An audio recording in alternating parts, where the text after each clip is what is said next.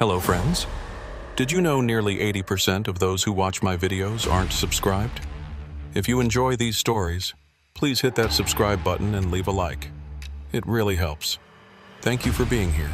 By the way, where are you watching from? Let me know in the comments. The Arizona night stretched endlessly in every direction. A vast expanse of darkness punctuated only by the occasional distant lights of scattered homesteads and the relentless sweep of Eldridge Poe's headlights across the weathered asphalt. The Interstate 40 corridor between Flagstaff and Kingman was familiar territory for him, a route he'd driven countless times over his 18 years as a long-haul trucker. The digital clock on his dashboard read 2:47 a.m. as his Kenworth T680 hummed steadily westward, its refrigerated trailer carrying a load of pharmaceuticals destined for distribution centers in California. At 53 years old, Eldridge had developed the particular rhythm that all veteran night drivers eventually find, that careful balance between alertness and the meditative calm required to endure hours of solitude on empty highways. His CB radio crackled occasionally with the distant chatter of other truckers, their voices providing sporadic companionship in the isolation of the desert night. The commercial radio stations out of Flagstaff had faded to static about 40 minutes earlier, their signals unable to penetrate the vast distances and geological formations that characterize this section of Arizona. Eldridge had cycled through the AM band, finding only the usual late-night offerings, a few evangelical programs broadcasting from distant cities, some Spanish-language stations, and the occasional burst of right-wing talk radio. He'd settled on a station that seemed to be playing classic country music, the kind of older recordings that reminded him of his father's record collection back in Oklahoma. The signal wavered in and out, but it was better than the silence or the repetitive drone of his truck's engine. He'd been listening for perhaps 20 minutes when the programming changed abruptly. The music cut off mid-song, replaced by a smooth, cultured voice that seemed oddly out of place in the context of the rural station. "Good evening, night travelers. You're listening to Desert Frequency, your companion through the dark hours. This is Luther Cade, and I'll be with you until sunrise."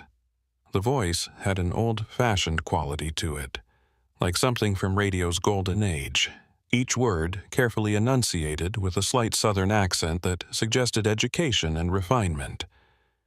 "We've got a special program tonight for those of you making your way across Arizona's highways. I'll be taking your calls, sharing your stories, keeping you company through these lonely hours. If you're out there on the road, feeling the weight of the darkness, give me a call. Let's talk about where you've been, where you're going, and what you've seen along the way." Eldridge adjusted the volume slightly, finding something compelling about the announcer's voice. Luther Cade spoke with the kind of measured cadence that suggested he had all the time in the world, never rushing his words, letting each sentence hang in the air before moving to the next. It was the sort of radio personality that seemed to belong to a different era, when broadcasting was considered an art form rather than just background noise. The program continued with Cade discussing the history of various highways in the American Southwest, weaving together facts about Route 66, the construction of the interstate system, and anecdotes about the communities that had thrived and withered as traffic patterns changed over the decades. His knowledge seemed encyclopedic, touching on everything from the geology of the region to the Native American peoples who had traversed these routes long before any roads existed.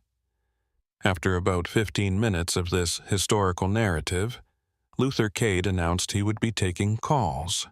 "Our lines are open now," he said, his voice dropping to a more intimate register. "If you're listening out there in the darkness, if you've got a story to share or just need someone to talk to, the number is on your screen."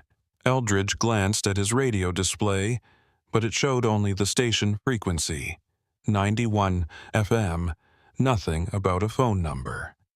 He assumed it must be a regular feature of the program, something loyal listeners would already know. The first caller was a woman who identified herself only as a night shift nurse driving home from Flagstaff Regional Medical Center. She spoke about the strange isolation of working while the rest of the world slept, about seeing the city in its most vulnerable hours. Luther Cade listened attentively, asking thoughtful questions, creating a conversation that felt genuine rather than performative. When she mentioned taking Route 89 south toward Sedona, Cade's response made Eldridge's hands tighten slightly on the steering wheel. Route 89 is a beautiful drive, especially in the pre-dawn hours, Luther Cade said. Tell me, have you passed the junction with Forest Road 231 yet? There's a particular quality to the light in that area just before sunrise, the way it catches on the red rocks. Almost otherworldly. The caller confirmed she was approaching that exact area, expressing surprise at his specific knowledge of her route. Cade laughed gently. I know these roads well, my dear. Every curve, every landmark. I've spent more time on them than I care to calculate. You drive safely now, and watch for deer near mile marker 342. They've been active in that area lately. The call ended, and Luther Cade moved smoothly into playing a song, an old Hank Williams recording that emerged from the speakers with surprising clarity despite the wavering signal strength. Eldridge found himself increasingly focused on the radio program, his attention divided between the road ahead and the voice emanating from his speakers. There was something unusual about it, something he couldn't quite articulate. The specificity of Luther Cade's knowledge, the way he seemed to know exactly where his callers were located, the intimate familiarity with routes and conditions, it all felt slightly off-kilter, like a picture frame hanging at an imperceptible angle. When the song ended, Cade returned with another caller, this time a trucker who identified himself as driving eastbound on I-40. The man's voice had the gravelly quality of someone who'd spent decades breathing diesel fumes and cigarette smoke. He was hauling construction equipment from California to Albuquerque, running behind schedule due to a breakdown outside of Needles. As they talked, Luther Cade again demonstrated that unsettling specificity, asking about particular truck stops, mentioning specific exit numbers, even inquiring about the condition of certain rest areas. You'll want to fuel up at the Flying J outside of Holbrook, Cade suggested. Better prices there than waiting until you cross into New Mexico, and the coffee is drinkable, which can't be said for everywhere along this route. The trucker agreed enthusiastically, noting that was exactly where he planned to stop. What made Eldridge's scalp prickle was what came next. Before you go, friend, let me ask you something, Luther Cade said, his voice taking on a slightly different quality, more focused somehow. When you passed through the area around Two Guns, did you happen to notice anything unusual? Any vehicles pulled over? Any lights that didn't quite fit? The trucker thought for a moment before responding. Now that you mention it, yeah. There was a sedan, looked like maybe a Chrysler or something, pulled off on the shoulder near that old abandoned tourist trap. Had its hazards on, but I didn't see anyone around it. Struck me as odd, but you know how it is. You don't always want to stop for every stranded motorist out here. Luther Cade made a sound of acknowledgement, a soft that conveyed understanding. No, of course not. A lone trucker stopping for strangers in the middle of the night.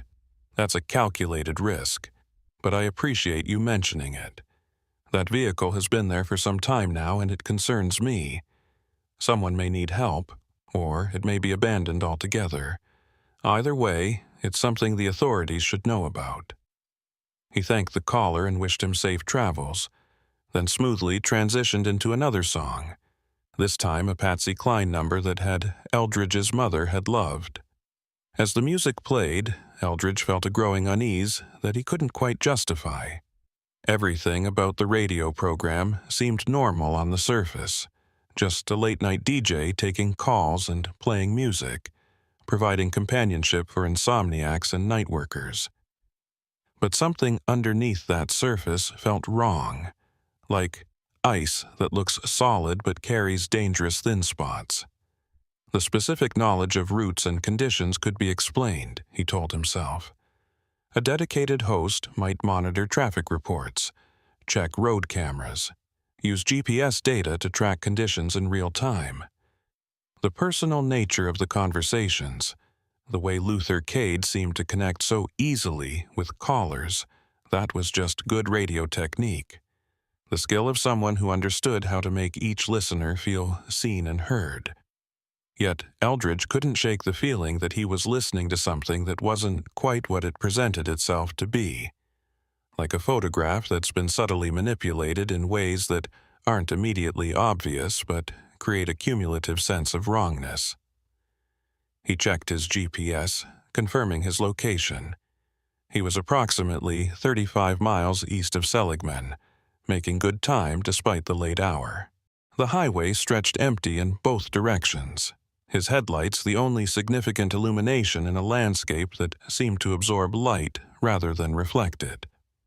The music ended, and Luther Cade's voice returned, warm and inviting. We've got time for one more caller before I share some thoughts on the nature of night driving and what it reveals about ourselves. Who's out there? Who wants to share their journey? There was a brief moment of dead air, just the soft static that underlies all radio broadcasts.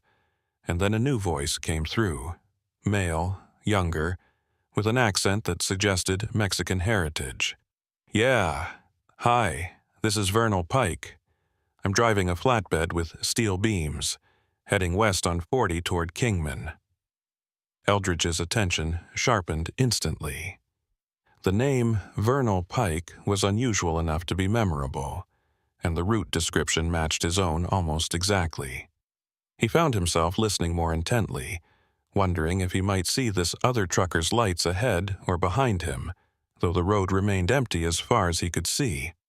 Vernal Pike, Luther Cade repeated, seeming to savor the name. That's quite a distinctive name. Family name, I presume? The caller confirmed it was, explaining his grandfather had been named after the town in Utah where his family had first settled after emigrating from Mexico.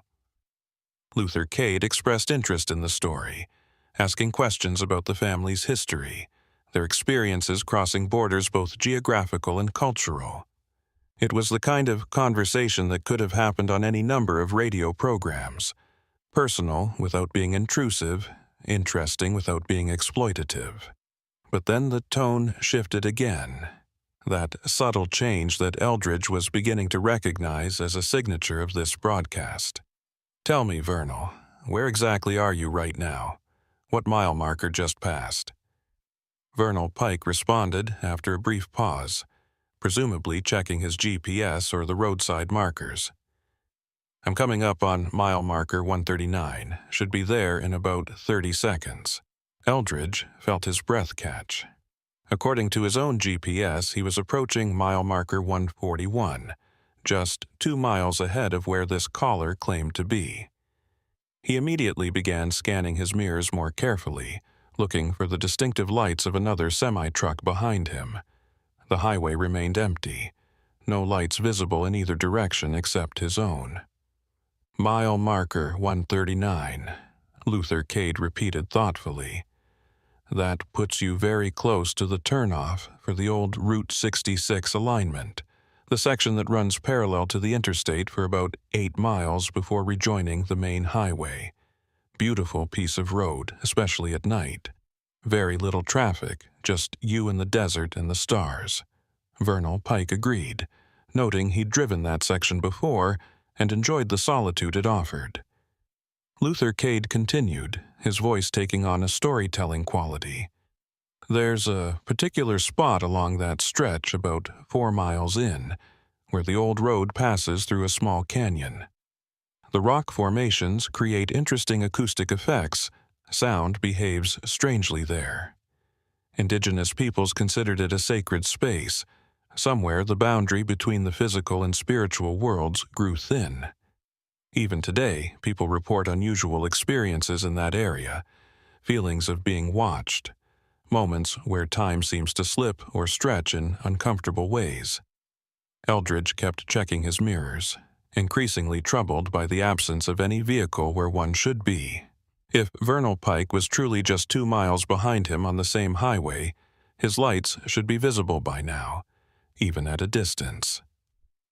Modern semi-trucks have bright, distinctive lighting, and on a clear night in the desert, visibility extends for miles. Yet the road behind him remained completely dark. No trace of another vehicle. The conversation between Luther Cade and the caller continued, becoming increasingly specific about locations and conditions along the route. Cade mentioned particular curves, warned about rough patches of pavement, even referenced a dead animal near a specific culvert that drivers should watch for. Each detail suggested intimate current knowledge of the highway, the kind of information that could only come from someone either physically present on the road or monitoring it through extensive technological means. Then Luther Cade said something that made Eldridge's skin crawl. "Vernal, I want you to do something for me. In about 3 miles, you're going to see a small crossroads, barely marked, easy to miss if you're not looking for it. There's an old wooden sign, weathered, nearly illegible, pointing south toward a place called Devil's Canyon. When you reach that intersection, I want you to slow down and look carefully at the roadside on your right. Tell me what you see there." The caller agreed, sounding slightly puzzled by the request but willing to comply. Eldridge did quick mental calculations.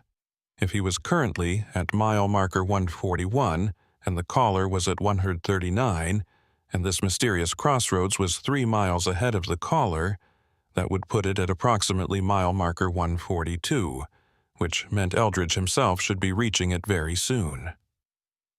He leaned forward slightly, peering into the darkness beyond his headlights, watching for any sign of the intersection Luther Cade had described. The highway continued to roll out before him, unchanging desert landscape punctuated by the occasional Joshua tree or boulder formation. His headlights swept across the familiar features of this route he'd driven so many times before, and then, suddenly, there it was, exactly as described. A small crossroads, barely more than a dirt track intersecting the highway, marked by an ancient wooden sign that his lights caught for just a moment. The words were indeed nearly illegible, worn by decades of sun and wind, but he could just make out Devil's Canyon and an arrow pointing south into the darkness. Eldridge felt his heart rate increase, a primal response to something his conscious mind hadn't quite processed yet. He was reaching this location now, which meant if the caller was truly 3 miles behind him, he wouldn't arrive for several more minutes. Yet Luther Cade had described it as if he knew Vernal Pike was about to encounter it imminently. The timing didn't make sense unless one of several disturbing possibilities was true. Either the caller had lied about his location, or Cade had made an error in his calculations, or something far stranger was happening. Eldridge slowed his truck slightly, an instinctive response to uncertainty, and as he passed the intersection he looked carefully to his right, following the same instruction Luther Cade had given to the caller.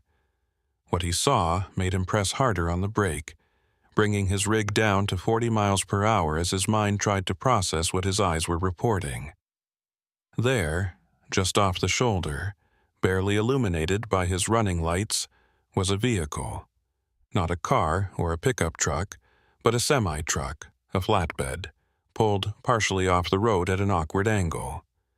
Even from this brief glimpse as he passed, Eldridge could see something was wrong with it. The truck appeared damaged, its front end crumpled as if it had struck something with considerable force.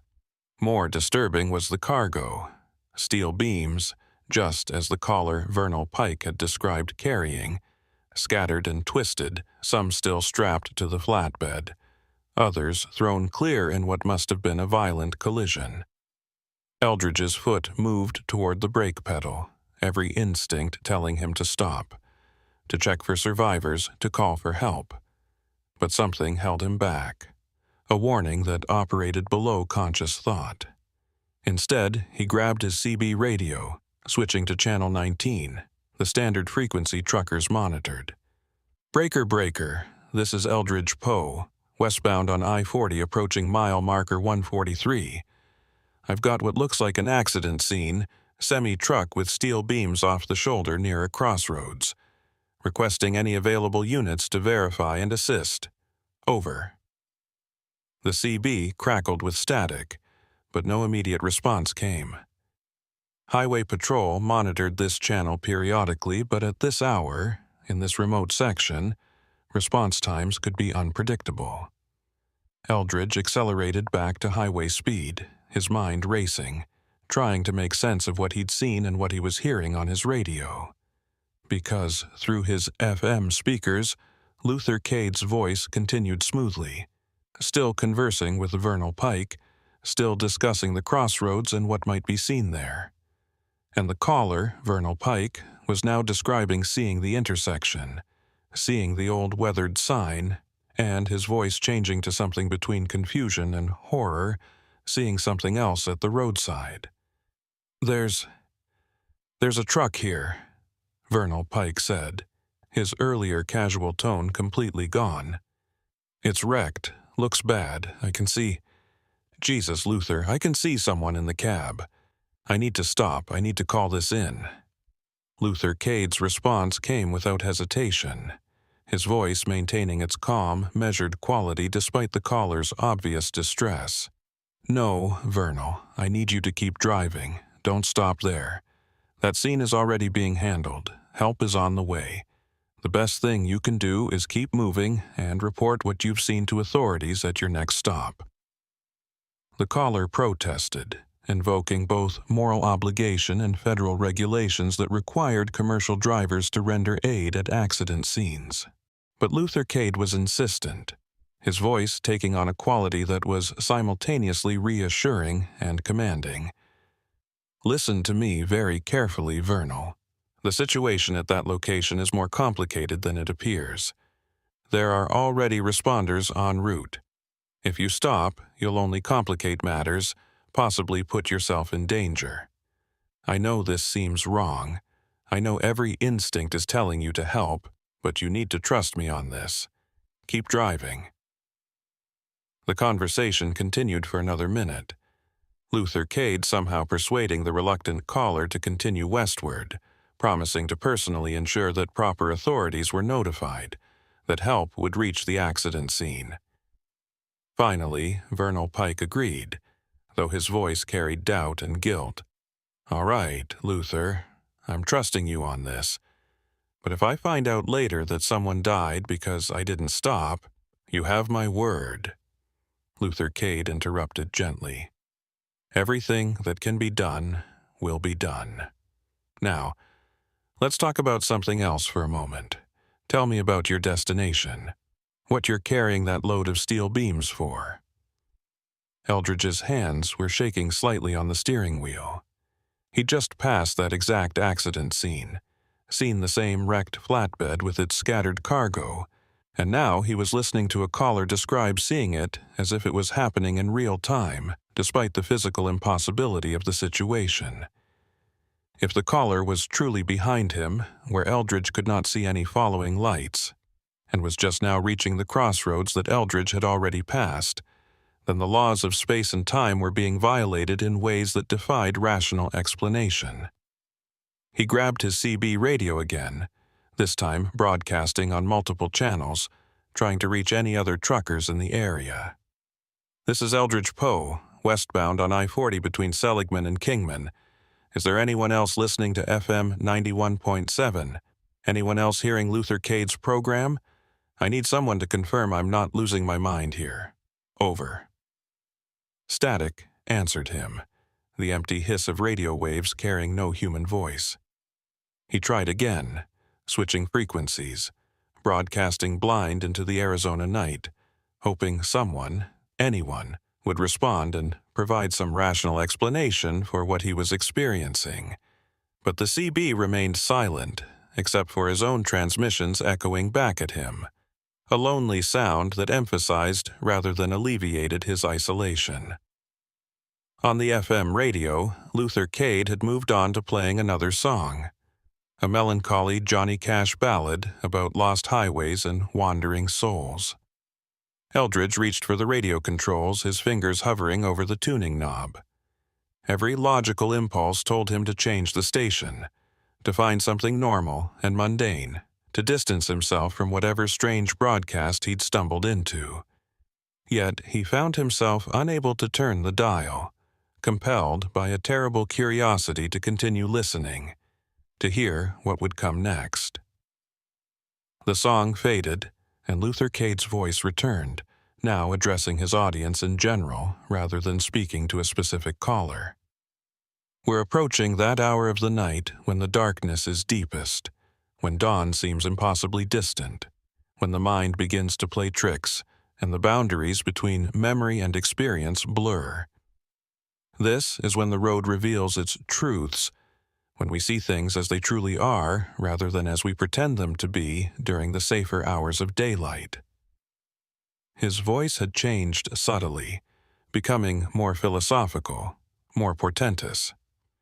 I wonder sometimes how many people are out there right now, driving these highways, believing themselves alone, unobserved, just another vehicle passing through the darkness, not realizing that every mile marker, every curve, every decision is being noted, recorded, becoming part of a larger pattern that none of us can fully perceive. Eldridge felt cold despite the warmth of his truck's cabin. Luther Cade's words seemed directed at him specifically, though he knew rationally that was impossible. The broadcast was going out to potentially thousands of listeners across Arizona and possibly beyond, depending on the station's range. Yet the uncanny specificity of recent events, the impossible conversation with Vernal Pike, the precise description of the accident scene, all of it suggested something far more targeted than random radio programming. He checked his GPS again, noting he was now approaching exit 123, the turnoff for a small community called Peach Springs. The exit was primarily used by locals and the occasional tourist visiting the Havasupai Falls or exploring Route 66 nostalgia sites. At this hour, it would be completely deserted, just another pool of darkness off the main highway. Luther Cade's voice continued its philosophical musing, and then he said something that made Eldridge's blood run cold. I'm seeing now that we have another listener who's been particularly attentive tonight. Someone who's been puzzling over our conversation, trying to make sense of things that don't quite add up. Someone approaching exit 123 right about now, wondering whether to keep driving or to pull off and take a moment to collect his thoughts. Eldridge's foot instinctively moved toward the brake pedal again, his body responding to the shock before his mind could catch up. Luther Cade was describing him, his exact location, his internal mental state. This wasn't coincidence or lucky guessing. This was direct, specific, impossible knowledge. Eldridge, Luther Cade said, speaking his name for the first time, his voice intimate and oddly gentle. I know you're frightened. I know nothing about this night makes sense, but I need you to keep listening. There are things you need to understand about the road you're traveling, about why you've been chosen to hear this particular broadcast. The highway stretched empty ahead of him, and in his mirrors, still no sign of any other vehicle despite the caller who should have been there. Eldridge's rational mind was screaming at him to turn off the radio, to call his dispatcher, to pull over at the next truck stop and wait for daylight. But Luther Cade's voice held him, kept him listening, kept him driving into the darkness that suddenly felt much less empty than it had before. Eldridge's hands gripped the steering wheel so tightly his knuckles had gone white. The physical pain a minor distraction from the impossibility of what he was experiencing.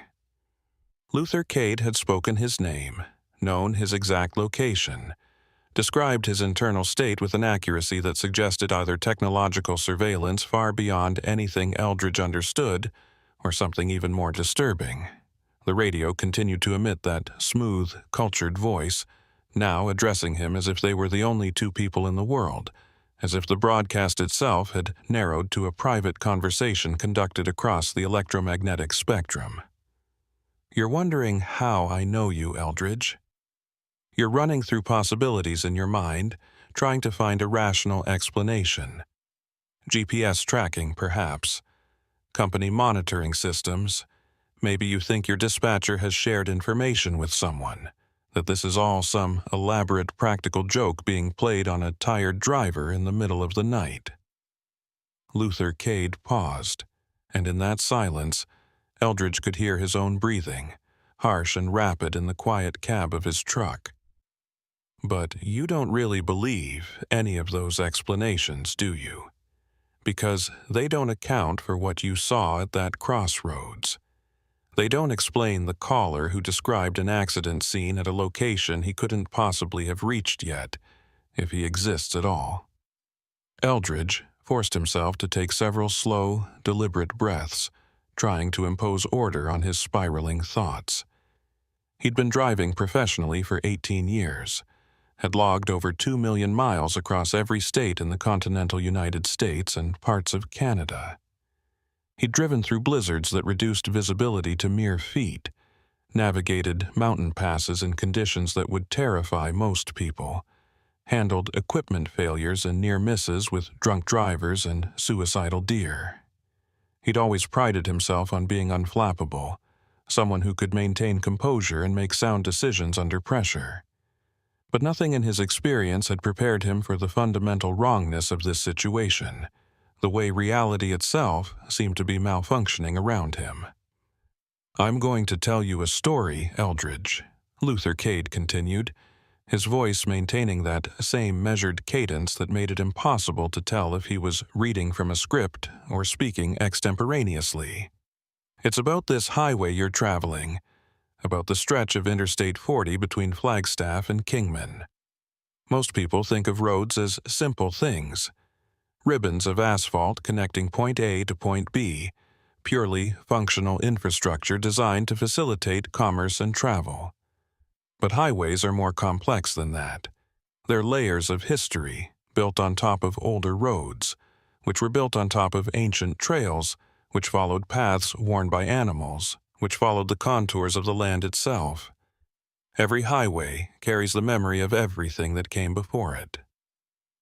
Eldridge wanted to turn the radio off, to silence that voice and drive in blessed quiet until he reached Kingman, where he could pull into a brightly lit truck stop filled with other people in normal conversation. But his hand refused to obey, hovering over the controls without making contact, as if some part of him recognized that turning off the radio wouldn't actually end the broadcast, wouldn't sever whatever connection had been established between himself and Luther Cade. The highway continued to unspool before him, mile after mile of unchanging desert landscape, and he realized with growing unease that he hadn't seen another vehicle in either direction for over 20 minutes.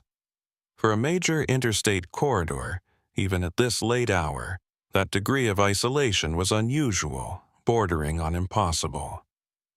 "This particular section of highway has what you might call a complicated history," Luther Cade said, shifting into what sounded like lecture mode, the kind of educational broadcast that might air on public radio during more conventional hours.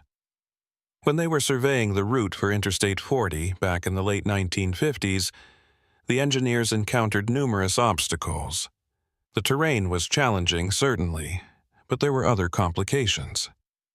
Several of the proposed routes crossed areas that local indigenous peoples insisted were spiritually significant, places where the natural world intersected with something they couldn't or wouldn't explain to the white men with their surveying equipment and blueprints. Eldridge checked his mirrors again, a compulsive gesture that had become almost rhythmic. The road behind him remained empty, no lights visible despite the excellent visibility. He thought about the wrecked flatbed he'd passed, about the caller Vernal Pike who had described seeing the same scene. Had that accident been real? Was there someone injured or dying back there while he continued to drive away? But if it was real, why hadn't his CB radio calls received any response? Why hadn't he seen any emergency vehicles responding to the scene? The questions multiplied faster than he could process them, creating a mounting anxiety that made it difficult to focus on the simple task of keeping his truck in its lane. The engineers, being practical men concerned with grades and drainage and cost efficiency, naturally ignored these warnings, Luther Cade continued. They built the highway where their calculations suggested it should go, blasting through rock formations, filling in washes, imposing their straight lines and gentle curves on a landscape that had its own geometry, its own logic, and, for the most part, it worked. Tens of thousands of vehicles travel this highway every day, moving goods and people across the desert without incident or concern. But there are anomalies, Eldridge. There are nights when the highway remembers what it was built on top of, when the boundary between what is and what was becomes permeable. The philosophical nature of Luther Cade's monologue should have been boring, the kind of abstract rambling that makes listeners change stations or turn off the radio entirely. But something about his delivery, the absolute certainty in his voice, made it compelling in a way Eldridge couldn't explain. He found himself listening intently, following the logic even as part of his mind screamed that this was all nonsense, that he was being manipulated by someone with unclear motives and possibly dangerous intentions. His GPS showed him approaching mile marker 115, which meant he was roughly halfway between Seligman and Kingman, in one of the most remote and isolated sections of this route. The nearest town of any size was at least 30 miles in either direction, and even those were barely more than clusters of gas stations and fast food restaurants serving highway travelers. There was an accident here in 1967, Luther Cade said, his tone shifting from philosophical to narrative. A family from Illinois driving cross-country in a station wagon loaded with camping equipment and optimistic plans for a summer vacation. The father had been driving for too many hours, fighting sleep, determined to make it to Kingman before stopping for the night. It was approximately 3:15 a.m. when he drifted across the center line on a gentle curve and collided head-on with a semi-truck hauling agricultural equipment. The impact killed him instantly, along with his wife in the passenger seat. Their 3 children in the back seat survived initially, trapped in the wreckage, calling for help that didn't come for over 40 minutes, because this was before the era of cell phones and emergency response systems. Eldridge felt a chill run down his spine, despite the warmth of his truck's cabin. He knew these kinds of stories, had heard variations of them at truck stops and rest areas, the oral history of the highways shared among drivers like folklore. Every route had its ghost stories, its legendary accidents and mysterious disappearances. But the way Luther Cade told this particular story with such specific detail and an undercurrent of personal knowledge suggested something beyond mere legend. The radio signal wavered slightly, creating brief moments of static that made Cade's voice sound distant and strange before clarifying again. Eldridge checked his fuel gauge, noting he had just over a quarter tank remaining, enough to reach Kingman comfortably but not enough to deviate significantly from his route if he decided to exit the highway and seek help. The semi-truck driver survived the accident, Luther Cade continued, though he was severely injured. His name was Harold Weems, a 48-year-old veteran trucker from Missouri, making his regular run between California and Texas. The investigation determined he bore no legal responsibility for the accident, that the station wagon had crossed into his lane and given him no time to react. But legal exoneration doesn't always translate to psychological peace, Eldridge. Harold Weems spent the remaining 17 years of his life haunted by what happened that night, by the sound of those children calling for help, by the knowledge that even though the accident wasn't his fault, his truck had been the instrument of death for 2 people and permanent trauma for 3 others. The story was affecting Eldridge in ways he didn't want to acknowledge. Every professional driver lived with the awareness that their vehicle, through mechanical failure or another driver's mistake or simple bad luck, could become a weapon weighing tens of thousands of pounds, capable of causing catastrophic damage in fractions of a second. It was a responsibility that sat somewhere in the back of every trucker's mind, informing decisions about speed and following distance and when to pull over for rest. Hearing Luther Cade describe it so explicitly, making it the center of his narrative, felt like having an unspoken fear dragged into the light and examined in uncomfortable detail. Harold Weems continued driving for 3 more years after the accident, Luther Cade said. But something had changed in him. Other truckers who knew him reported that he became obsessed with helping stranded motorists, would go out of his way to stop and render assistance even when it meant falling behind schedule. He installed extra emergency equipment in his truck, carried first aid supplies far beyond what regulations required, monitored his CB radio, constantly listening for distress calls. It was as if he was trying to balance some cosmic ledger, to somehow compensate for the deaths he'd been involved in by preventing other tragedies. Eldridge found himself checking his mirrors yet again, an almost automatic gesture now.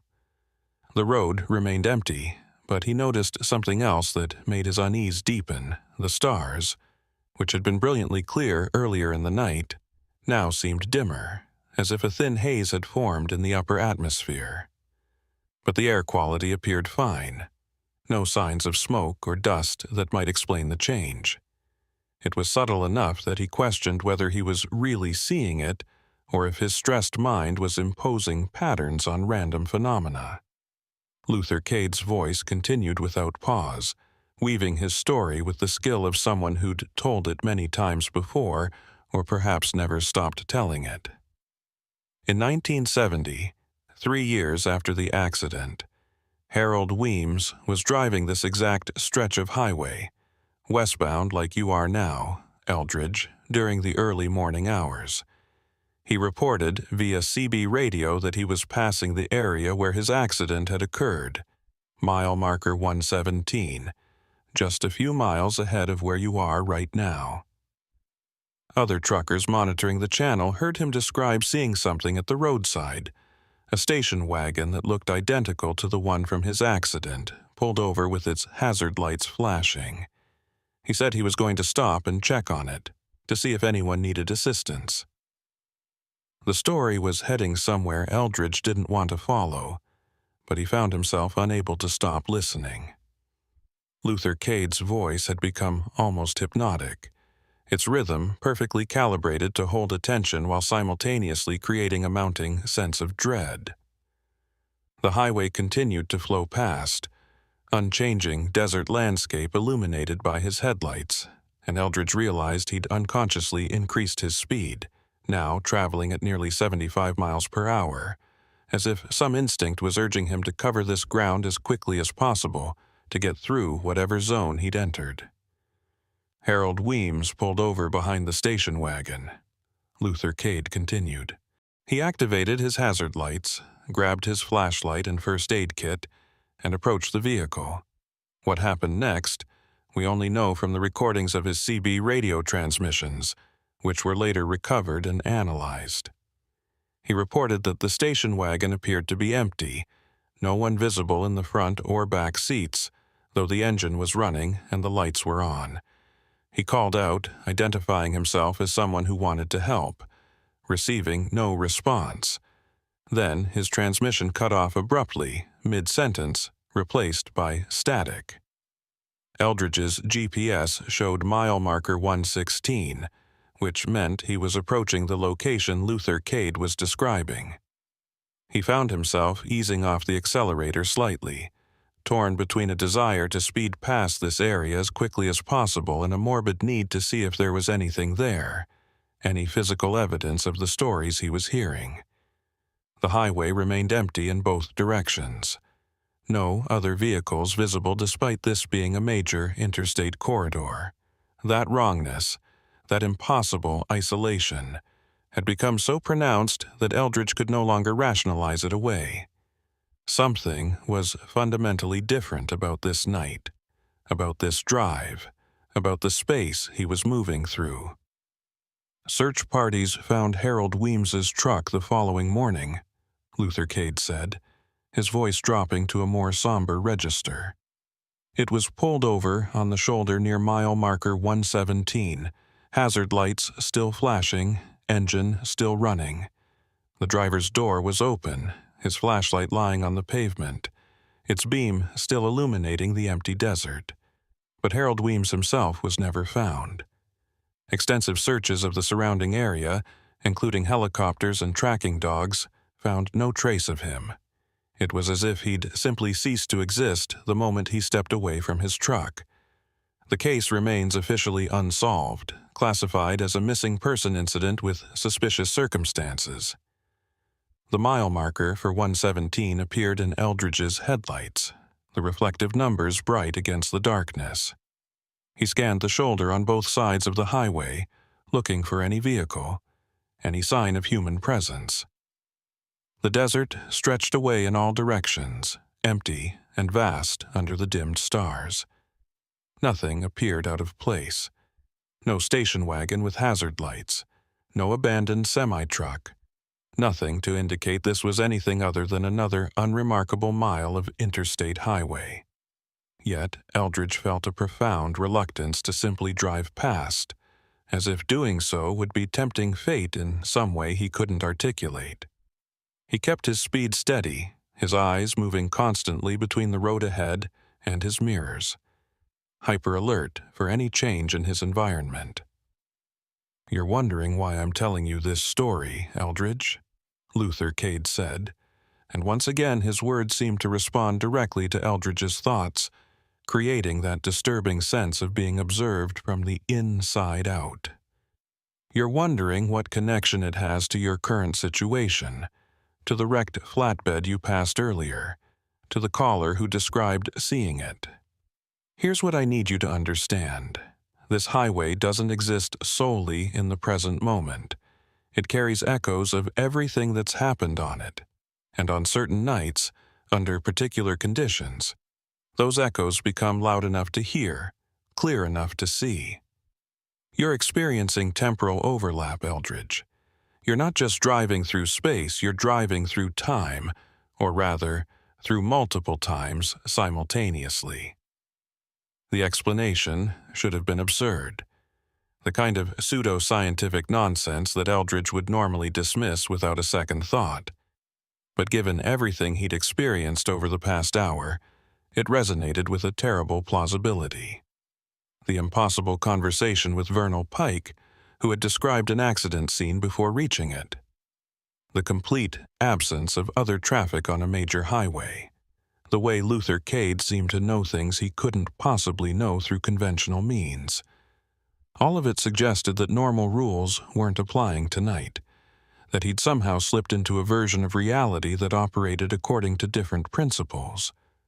"The wrecked flatbed you saw," Luther Cade said, "that was Vernal Pike's truck. Or rather, it will be. Or perhaps it already was, depending on which temporal framework you're using. He's driving toward that accident right now, or he drove toward it years ago, or he'll drive toward it in the future. On this highway, on nights like this, those distinctions become meaningless. The accident has happened, is happening, will happen, all simultaneously." Eldridge felt his breathing become shallow, his chest tight with an anxiety that went beyond normal fear.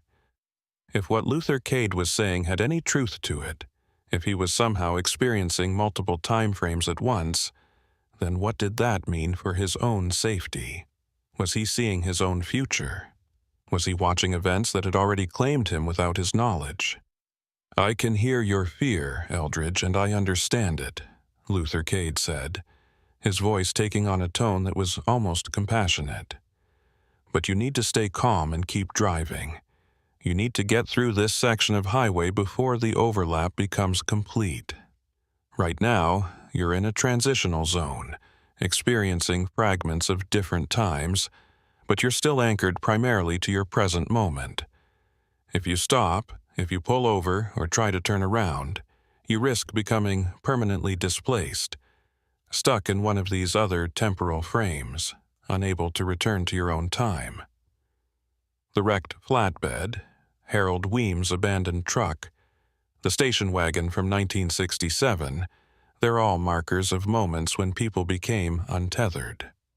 The practical part of Eldridge's mind that still functioned was screaming at him to do exactly what Luther Cade was warning against: to pull over, to stop this insane drive through increasingly surreal circumstances, to call for help and wait for someone sane and reliable to arrive. But another part, the part that had been listening to Luther Cade's impossible knowledge and increasingly strange explanations, recognized that conventional help wasn't coming. The empty highway, the absence of any response to his CB transmissions, the dimming stars, all of it indicated he was already beyond the reach of normal emergency services. If he was going to get through this, it would be on Luther Cade's terms, following instructions from a radio host who might be human or might be something else entirely. "You're approaching mile marker 112 now," Luther Cade said, and Eldridge glanced at his GPS to confirm the accuracy. "In approximately 3 miles, you'll reach an area where there was a rock slide in 1989 that closed the highway for 2 days. The debris was cleared, the slope stabilized, the road repaired, but on nights like this, the highway remembers its damaged state, and you might see or feel things that reflect that reality. Your truck might seem to be driving over rough, debris-covered pavement, even though your eyes tell you the road is smooth. Don't let it confuse you. Don't try to compensate for something that isn't really there. Just maintain your speed and trajectory. Trust your instruments more than your senses." Eldridge wanted to argue, to demand clearer explanations, to insist that he deserved to understand what was happening to him and why he'd been chosen for this experience. But the words wouldn't come, his throat tight with suppressed fear and confusion. He gripped the steering wheel and kept driving, watching the mile markers count down, approaching the area Luther Cade had described. The highway looked normal, the same smooth asphalt he'd been traveling on for the past hour. But as he reached mile marker 111, he felt his truck's suspension react as if passing over rough terrain, violent jolts that should have been accompanied by the sound of debris striking his undercarriage but produced only normal road noise. His eyes insisted the pavement was smooth, that nothing was there to cause such movement, but his body felt every impact, every swerve his truck made to avoid obstacles that weren't visible. The disconnect between visual input and physical sensation was nauseating, making it difficult to maintain his lane, to judge distances correctly. He heard his cargo shift slightly in the trailer, the pharmaceuticals he was hauling responding to motion that simultaneously did and didn't exist. For perhaps 30 seconds that felt like hours, he drove through this zone of conflicting realities, every instinct screaming confusion, until suddenly it passed and the highway felt normal again, his truck settling back into its smooth forward motion. "You did well, Eldridge," Luther Cade said, approval evident in his voice. "You trusted the process and kept driving. Not everyone manages that. Some people panic, try to stop or turn around, and they become stuck in the overlap, permanently displaced into whichever temporal frame was strongest at that moment. You're still anchored to your own time, still moving forward through space and time in relatively normal fashion. But you're not out of this yet. There are more transitions ahead, more moments where past and present and future will bleed into each other. You need to stay alert and keep driving." Eldridge's hands were shaking now, fine tremors he couldn't control. He pressed harder on the accelerator, bringing his speed up to 80 miles per hour, faster than was strictly safe or legal, but driven by a desperate need to cover ground, to get through whatever zone he'd entered and back to normal reality. His GPS showed he was still approximately 40 miles from Kingman, 40 miles of highway that now felt infinitely long, stretching into forever, each mile marker a small victory that brought him no closer to genuine safety. Luther Cade's voice continued, steady and inexorable, guiding him through an experience that defied every rational category Eldridge had for understanding the world. "There's something else you need to know," Luther Cade said, and his tone shifted again, becoming more serious, more urgent. "The reason you're experiencing this, the reason you can hear my broadcast and perceive these temporal overlaps, is because you're about to become one of the markers yourself. Approximately 15 miles ahead of your current position, at mile marker 97, there's an event waiting to happen. An accident involving your truck, caused by circumstances you can't yet see or predict. In your timeline, in the normal flow of cause and effect, you're going to lose control of your vehicle and crash, causing significant damage and potentially fatal injuries." The words hit Eldridge like a physical blow, stealing his breath and making his vision narrow to a tunnel focused on the highway ahead. He was going to die. Luther Cade was telling him, with that same calm, measured voice he'd used for everything else, that death was waiting for him just 15 miles down the road. Every instinct screamed at him to stop, to refuse to drive any further toward a prophesied end. But Luther Cade wasn't finished speaking. "But here's the crucial detail, Eldridge. I'm telling you this precisely because it doesn't have to happen. The fact that you're hearing my broadcast, the fact that you can perceive these temporal overlaps, means you're in a position to change the outcome. You can avoid the accident that's waiting for you, but only if you follow my instructions exactly. Only if you trust me completely and do precisely what I tell you when the moment comes. Do you understand? Your death is both fixed and mutable, both inevitable and avoidable. Which version becomes real depends entirely on your choices in the next 15 miles. Eldridge found his voice, hoarse and strained. How? How do I avoid it? What am I supposed to do? But even as he spoke, he realized Luther Cade couldn't hear him, that this broadcast was one-directional despite how much it felt like a conversation. The radio was receiving only, not transmitting, and all of Luther Cade's apparent responses to Eldridge's thoughts were something else entirely, prediction or precognition or access to information through means Eldridge couldn't comprehend.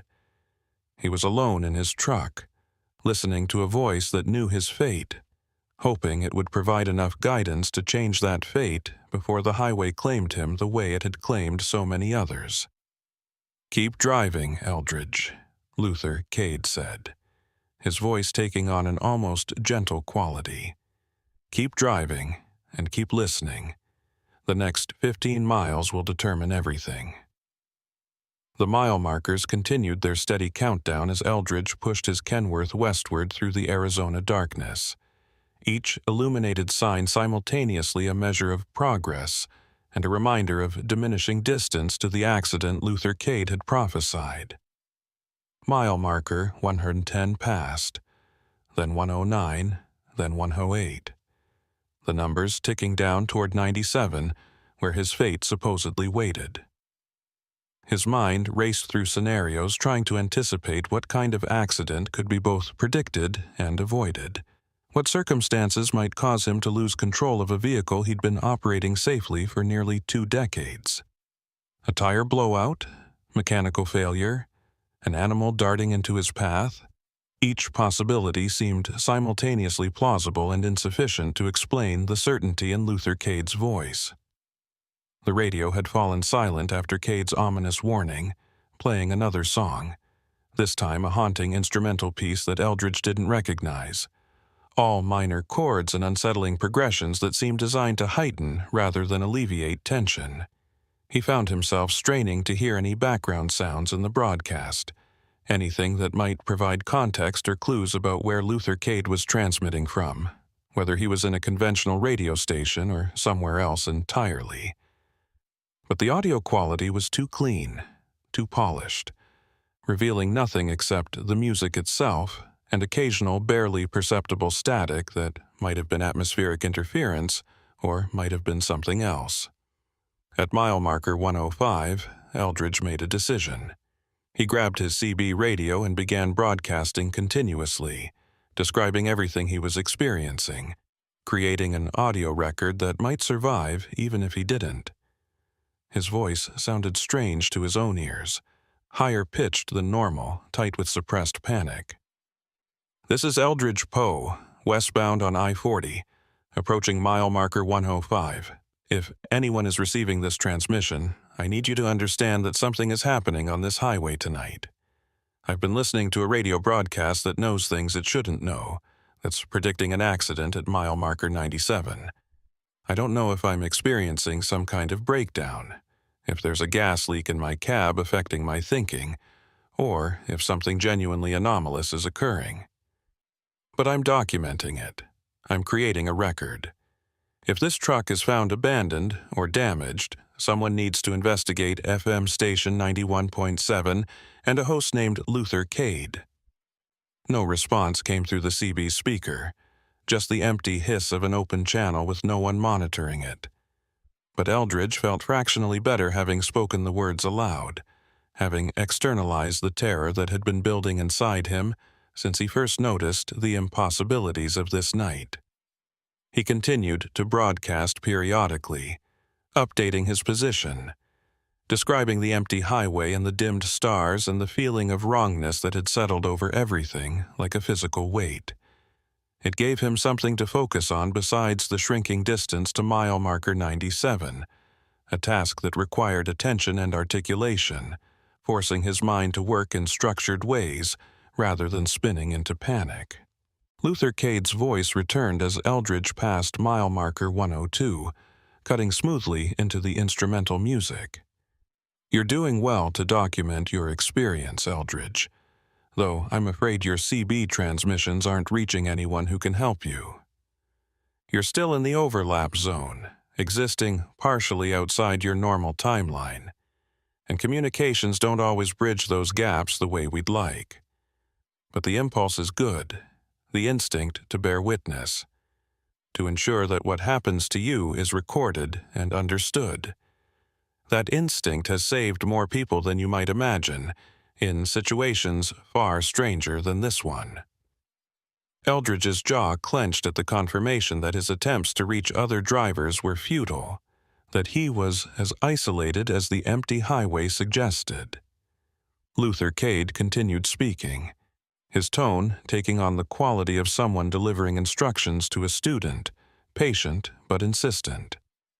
"I'm going to tell you exactly what's going to happen at mile marker 97, and exactly what you need to do to avoid it.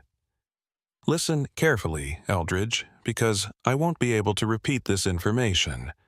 When you reach mile marker 98, exactly 1 mile before the accident point, you're going to see something in your headlights.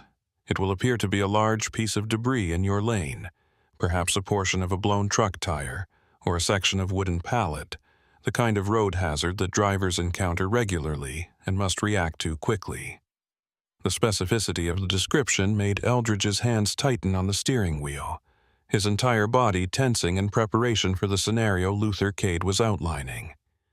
He checked his mirrors compulsively, verified his speed, made mental notes of his truck's current performance characteristics. Every instinct honed by years of professional driving was coming online, preparing for an emergency maneuver that hadn't yet occurred but felt terrifyingly imminent. Luther Cade's voice continued without pause, laying out the sequence of events with the precision of someone describing a historical occurrence rather than a future possibility.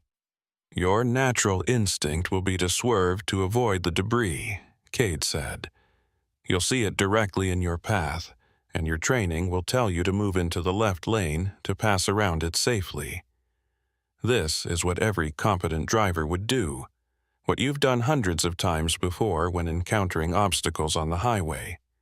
But Eldridge, in this specific instance, that instinct will kill you. Because the debris isn't real, or rather it's only real in one of the temporal frames you're overlapping with. In your timeline, your present moment, the road is clear. If you swerve to avoid something that doesn't exist in your physical reality, you'll overcorrect, lose control of your vehicle, and cross the median into oncoming traffic. The explanation sent ice through Eldridge's veins. He was being asked to drive directly at an obstacle, to override every trained response and instinct, to trust that his eyes would be lying to him when they reported danger in his path.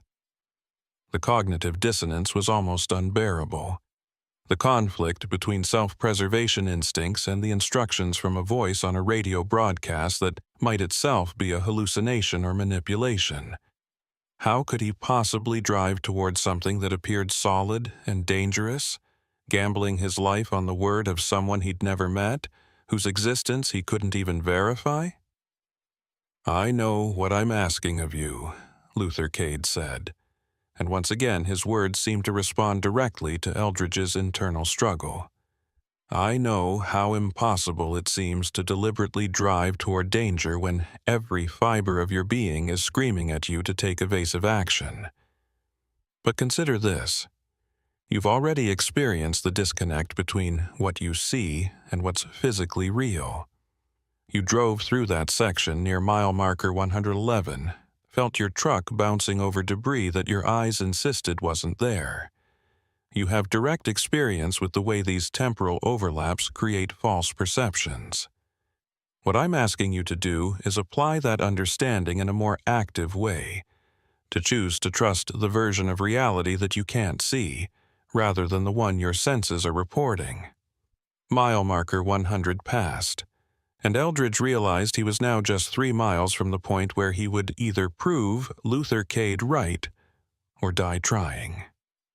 His breathing had become shallow again, his heart rate elevated to the point where he could feel it pounding in his chest and hear it in his ears. He tried to imagine the scenario, visualized seeing debris in his headlights and forcing himself to maintain course, to drive through rather than around it. The mental exercise felt impossible, every simulation ending with him flinching away at the last moment, unable to override the fundamental survival programming that demands evasion of perceived threats. "There's something else you should know," Luther Cade said, his voice dropping to a more intimate register. "This isn't the first time we've had this conversation, Eldridge. Not for me, anyway. For you, this is your first experience of this night, your first time hearing my voice and receiving these warnings. But I've guided you through this moment before, in other iterations, other attempts to help you reach the correct outcome. Some of those iterations ended badly. In some versions, you didn't listen to the broadcast at all, never received the warning, and the accident occurred exactly as it was written in the original timeline. In other versions, you heard the warning but couldn't bring yourself to trust it, swerved anyway, and died in the resulting collision. The revelation added another layer of surreality to an already impossible situation. Luther Cade was claiming to exist outside normal time, to be aware of multiple versions of this night, each one playing out according to different choices and different outcomes. If that was true, then Eldridge was living through something far more complex than a simple premonition or warning. He was a participant in a process that transcended normal causality, his actions not just determining his own fate, but potentially affecting the structure of reality itself. The weight of that possibility was almost crushing, making it difficult to maintain focus on the immediate practical concerns of keeping his truck on the road. Mile marker 99 appeared in his headlights, bright and clear, and Eldridge felt his entire body tense like a spring being compressed. 1 mile. 1 mile until he would see the phantom debris and have to make an impossible choice. He found himself praying, something he hadn't done since childhood. half-formed pleas to a deity he wasn't sure he believed in, asking for guidance or protection, or simply the courage to do what needed to be done. His hands were slick with sweat on the steering wheel, his shirt damp against his back despite the climate-controlled comfort of his cab. Every sense was hyper-alert, scanning the highway ahead for any sign of the obstacle Luther Cade had described. "When you see the debris, Eldridge, I need you to do several things simultaneously," Luther Cade instructed, his voice taking on the crisp authority of someone delivering emergency procedures. "First, maintain your speed. Don't accelerate and don't brake. Any change in your velocity will affect your trajectory and could cause the overcorrection even without a deliberate swerve. Second, keep your steering absolutely straight. Don't turn the wheel even a fraction of an inch. Your truck will want to drift slightly, every vehicle does, but resist the urge to correct. Third, and this is crucial, close your eyes just before impact with the debris. I know that sounds insane, but your visual cortex will be screaming danger signals that make it nearly impossible to maintain course. If you can't see the obstacle, you can't flinch away from it." The instructions were clear and specific, but following them would require a level of trust and discipline that Eldridge wasn't certain he possessed. Driving blind, even for the 2 or 3 seconds it would take to pass through the debris field, violated every principle of safe vehicle operation. Yet he understood the logic. His eyes would be the problem, the source of false information that would trigger instinctive responses. If he removed vision from the equation temporarily, he could rely on the other inputs, the feel of the road through his steering and suspension, the sound of his engine and tires, the simple physics of a vehicle moving forward at constant velocity on a straight path. Mile marker 98 appeared, and Eldridge's breath caught in his throat. This was it. The point of no return. Everything that had happened over the past hours had been building toward whatever would occur in the next 60 seconds. He straightened in his seat, adjusted his grip on the steering wheel to a position that would allow him to maintain steady pressure without overcorrecting, and consciously forced his muscles to relax slightly, knowing that attention would make him more likely to jerk the wheel instinctively. His eyes scanned the highway ahead with desperate intensity, searching for the debris that Luther Cade had promised would appear. For several seconds, nothing. The highway stretched empty and clear, well-maintained asphalt illuminated by his headlights, centerline and edge markers perfectly visible. Eldridge began to wonder if Luther Cade had been wrong, if the prophesied obstacle wasn't going to materialize, if this entire experience had been some kind of elaborate psychological torture with no physical reality behind it. Then, perhaps 500 feet ahead, something appeared in his lane. It looked like a large section of truck tire, the kind of blowout debris that commercial vehicles occasionally shed and that poses a serious hazard to other motorists. It was positioned almost perfectly center in his lane, impossible to safely pass over without risking damage to his own vehicle or loss of control. Every instinct Eldridge possessed screamed at him to swerve left, to move into the passing lane and avoid the obstacle entirely. His hands began to turn the wheel automatically, muscle memory and training taking over before conscious thought could intervene.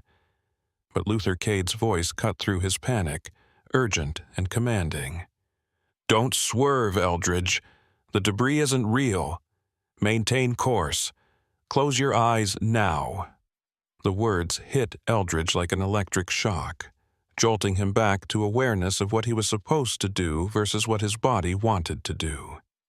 He forced his hands to stillness on the wheel, fighting against every trained response, and as the debris rushed toward him, filling his windshield, he squeezed his eyes shut. The darkness behind his eyelids was absolute and terrifying. He was traveling at 70 miles per hour with his eyes closed, deliberately driving blind toward an obstacle that might or might not be physically real, trusting the word of a radio voice over the evidence of his own senses. Time seemed to slow, each heartbeat distinct and loud, his breathing harsh in the enclosed space of his cab. He counted seconds in his head, estimated that it should take approximately 3 seconds to cover the distance to where the debris had been, to pass through the zone of danger and emerge on the other side. 1 Mississippi, 2 Mississippi, 3 Mississippi, and he felt nothing. No impact, no sudden jolt, no sound of debris striking his truck or being crushed beneath his wheels. Eldridge opened his eyes, and the highway was clear. No debris visible ahead or behind, just empty asphalt stretching into the darkness. His truck was maintaining its lane perfectly, speed constant. No indication that anything unusual had occurred. He'd done it, followed Luther Cade's impossible instructions and survived the moment that was supposed to have killed him.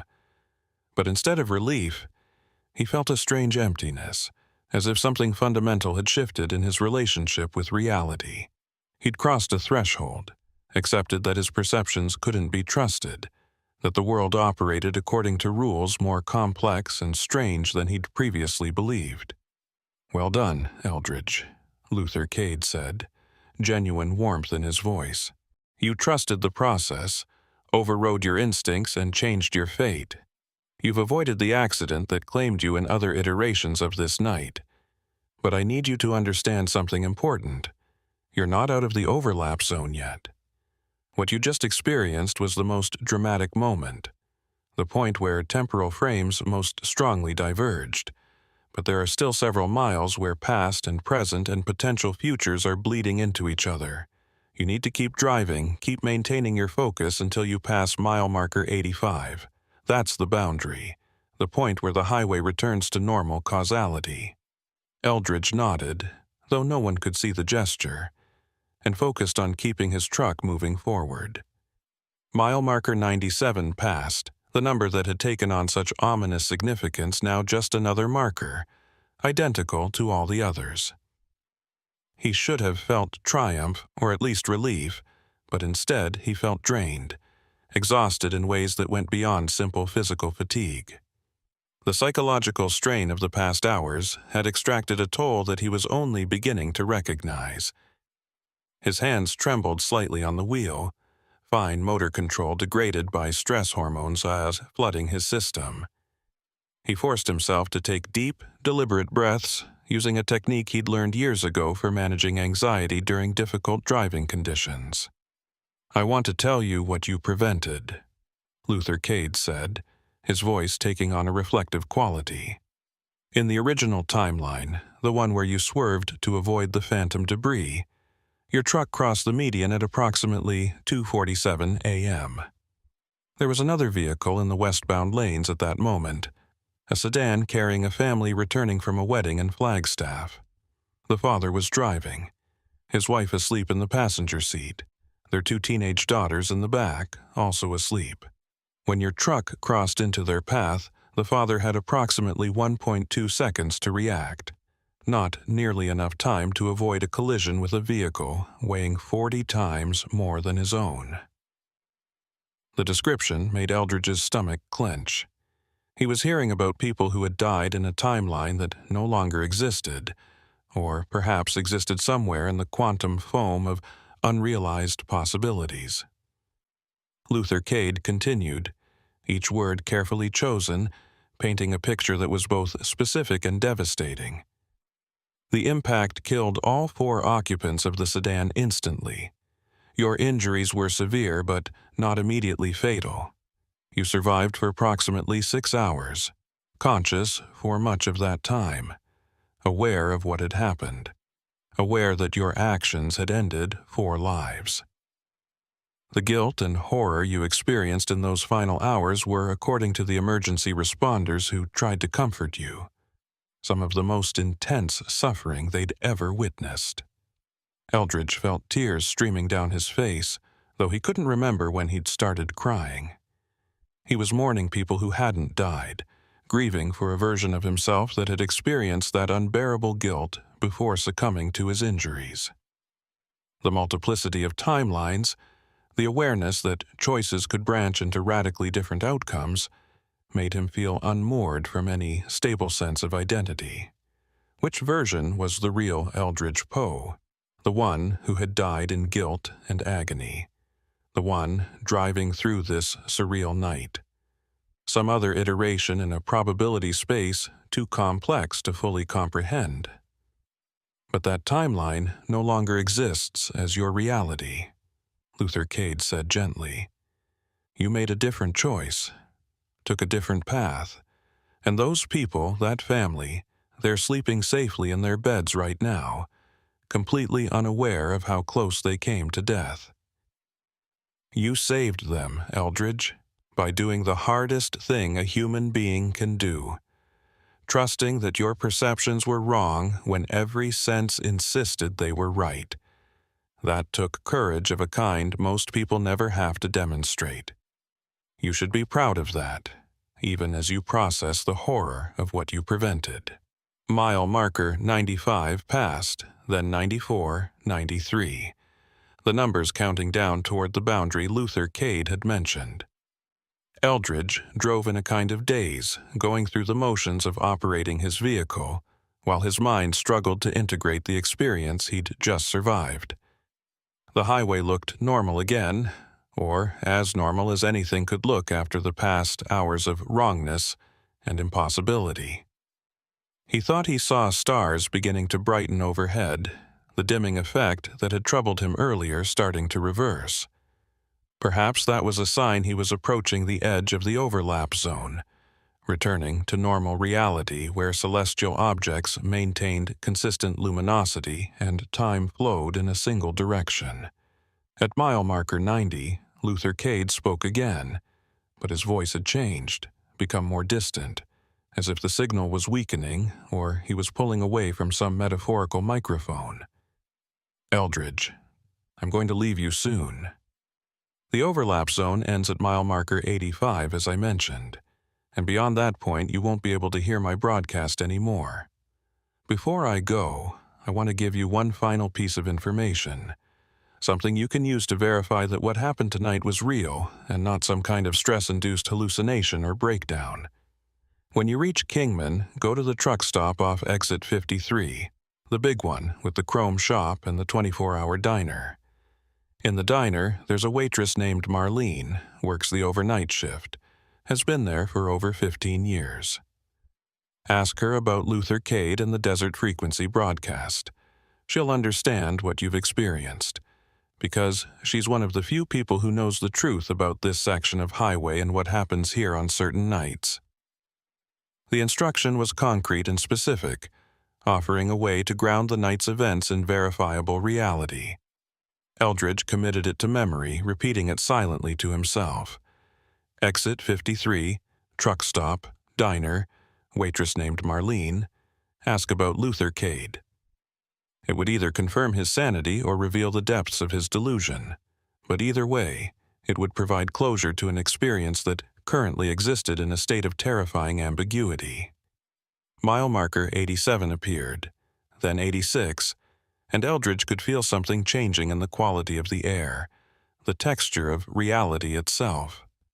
It was like passing through an invisible membrane, emerging from water into air, a transition that was more felt than seen. Drive safely, Eldridge Poe, Luther Cade said, his voice now barely audible through increasing static. Remember what you learned tonight, about the nature of time and choice and the courage it takes to see past illusion. You're one of the lucky ones, someone who was given a chance to change their fate and had the strength to take it. Not everyone gets that opportunity, and not everyone who gets it succeeds. You did. Be proud of that, even when the memory troubles your dreams. And know that somewhere, in ways you can't perceive, a family sleeps safely because you found the courage to drive blind toward danger. The radio signal dissolved into static, and no amount of adjusting the tuning brought Luther Cade's voice back. Eldridge cycled through other frequencies searching for any trace of the Desert Frequency broadcast, but found only conventional programming, late-night talk shows and music, and paid religious broadcasting. At mile marker 85, he felt something release inside him, a tension he'd been carrying finally letting go. The stars overhead were bright again, brilliant points of light in the clear desert sky. His CB radio crackled with sudden activity, truckers chatting on Channel 19, normal conversations about traffic conditions and where to find cheap fuel. Eldridge grabbed his CB and transmitted, his voice hoarse but functional. "This is Eldridge Poe, westbound on I-40 approaching Kingman. Anyone out there, please respond. Let me know you can hear me." Immediately, responses came back, multiple truckers acknowledging his transmission, asking if he needed assistance, commenting on road conditions ahead. The simple normalcy of these exchanges was almost overwhelming, evidence that he'd returned to a reality where communication worked as expected, where other human beings existed and could be reached. He was no longer alone in the Arizona darkness, but as relief washed over him, bringing with it the trembling aftermath of extreme stress, Eldridge knew that something had changed fundamentally in how he understood the world. He'd experienced something that defied rational explanation, been given knowledge about the nature of reality that most people never received. The highway ahead looked identical to the highway behind. Same asphalt, same markings, same desert landscape. But he now knew that surfaces could deceive, that what appeared solid and singular might actually be layered and multiple. That time itself was more fluid and negotiable than common experience suggested. He drove toward Kingman with new eyes, watching for the exit that would take him to the truck stop where he could begin seeking answers, or at least confirmation that he hadn't simply lost his mind somewhere between Flagstaff and the western Arizona border. The lights of Kingman appeared on the horizon like a constellation fallen to earth, a cluster of civilization in the vast darkness of the Arizona desert. Eldridge felt an almost physical relief at the sight, evidence that he was approaching normalcy, places where people lived and worked according to predictable schedules and comprehensible rules. His GPS showed exit 53 approaching in approximately 8 miles, the location Luther Cade had specified, where supposedly a waitress named Marlene could provide answers or at least validation of his experience. The final miles passed in a kind of suspended state, Eldridge simultaneously eager to reach his destination and dreading what he might learn there. His hands had stopped shaking, but a deep exhaustion had settled into his bones, the kind that comes from prolonged stress rather than simple physical exertion. He took the exit at exactly 4:17 a.m., according to his dashboard clock, the time feeling significant somehow, as if he'd lost or gained hours during his passage through the overlap zone, though his GPS tracking showed normal elapsed time for the distance covered. The truck stop was exactly as Luther Cade had described it, a large facility with multiple fuel islands, a chrome shop that advertised custom work, and a 24-hour diner whose neon sign cast pink and blue light across the parking lot. Eldridge maneuvered his rig into a space designated for overnight parking, engaged his air brakes, and sat for a long moment in the sudden silence after shutting down his engine.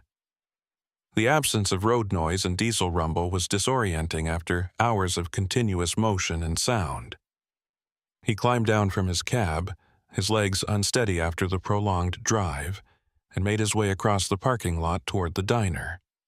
The early morning air was cool and clean, carrying the scent of creosote and dust that characterized the desert southwest. Other trucks sat in silent rows, their drivers presumably sleeping in their cabs or inside the facility's shower rooms, unaware of the strange journey that had brought Eldridge to this place. The diner's interior was bright and aggressively normal, all chrome and red vinyl booths, walls decorated with vintage highway memorabilia and photographs of classic trucks. Perhaps a dozen people occupied various booths and counter seats, mostly truckers nursing coffee and working through plates of eggs and hash browns, the standard fuel of the overnight road warrior. A waitress emerged from the kitchen area, carrying a pot of coffee and wearing the kind of professionally pleasant expression that service workers develop after years of dealing with the public at all hours. She was perhaps 60 years old, with iron gray hair pulled back in a practical ponytail, and the efficient movements of someone who'd been doing this job for decades. Eldridge's heart rate increased as he realized this must be Marlene, the person Luther Cade had directed him to find. She gestured toward an empty booth near the window, and Eldridge slid into it, accepting the menu she offered with hands that he noticed were still trembling slightly. "Coffee?" she asked, her voice carrying the slight rasp of someone who'd spent too many years in smoke-filled spaces before such environments were banned. Eldridge nodded, and she filled the heavy ceramic mug in front of him with practiced precision, not spilling a drop despite the fact that she was simultaneously pulling an order pad from her apron pocket. Kitchens got everything on the menu available, though if you want pancakes, I'd recommend the blueberry. Cook just made a fresh batch of compote. She delivered this information with the easy authority of someone who knew her workplace intimately, who could guide customers toward good choices without being pushy about it. Eldridge ordered without really thinking about it, his mind focused on how to broach the subject Luther Cade had instructed him to discuss. He waited until Marlene had taken his order to the kitchen and returned to refill his coffee, and then, keeping his voice low enough that other diners wouldn't overhear, he said the words that felt simultaneously absurd and necessary. "I need to ask you about Luther Cade and the Desert Frequency broadcast." Marlene's hand froze mid-pour, just for a fraction of a second, before she completed the motion and set the coffee pot down on the table. Her expression didn't change dramatically, but something shifted behind her eyes, a recognition that went beyond simple name identification. "You drove through it tonight," she said, and it wasn't a question. She slid into the booth across from him, abandoning the professional distance that service workers typically maintain with customers. "The overlap zone between Seligman and here. You heard Luther Cade's broadcast, got the warnings, made it through." Her voice was matter-of-fact, discussing the impossible with the same tone she might use to comment on weather conditions or traffic patterns. Eldridge felt something unclench in his chest, a validation that what he'd experienced had external reality, that he wasn't suffering from some elaborate delusion or breakdown. Marlene continued, her eyes searching his face with an intensity that suggested she was evaluating something specific, looking for signs or symptoms he couldn't identify. "How much did he tell you?" she asked. "About what that section of highway is, why it behaves the way it does on certain nights?" Eldridge found himself recounting the entire experience, the words spilling out in a rush that surprised him with its intensity. He described the impossible conversation with Vernal Pike, the wrecked flatbed that shouldn't have been there, the historical stories about Harold Weems and the 1967 accident, the phantom debris he'd had to drive through blind. Marlene listened without interruption, occasionally nodding as if confirming details she already knew, her expression grave but unsurprised. When he finished, she was quiet for a long moment, seeming to consider how much to tell him in return. "Luther Cade was a real person," she finally said, her voice dropping even lower, forcing Eldridge to lean forward to hear her clearly. "He was a radio personality back in the 1970s, did an overnight program out of a small station in Flagstaff. He specialized in what they used to call highway hypnosis broadcasts, programs designed specifically for long-distance drivers, using certain rhythms and tones to keep people alert without being jarring. He was good at it, really good. Truckers used to request his frequency, would plan their routes to stay in range of his signal as long as possible." She paused to sip from a coffee mug she'd brought with her, her eyes distant as if seeing into the past. In 1977, Luther was driving back from the station one night, using that same stretch of I-40 you just came through. He was in his personal vehicle, a sedan, nothing like the trucks he usually talked about on his show. According to the investigation, he swerved to avoid something in the road, lost control, and went off the highway. They found his car 3 days later, down in a ravine about half a mile from the road. Luther was still in the driver's seat, dead from injuries sustained in the crash. Marlene's expression had become haunted, suggesting a personal connection to the story beyond mere historical knowledge. They never determined what he swerved to avoid. The road was clear, no debris, no evidence of any obstacle. Some people thought he fell asleep. Others suggested medical emergency, maybe a stroke or heart attack. But the truckers who'd been listening to his broadcasts over the years, they had different theories. Eldridge felt his skin prickling with the implications of what Marlene was describing. Luther Cade, the voice that had guided him through the overlap zone, had died decades ago in circumstances eerily similar to the accident Eldridge himself had narrowly avoided.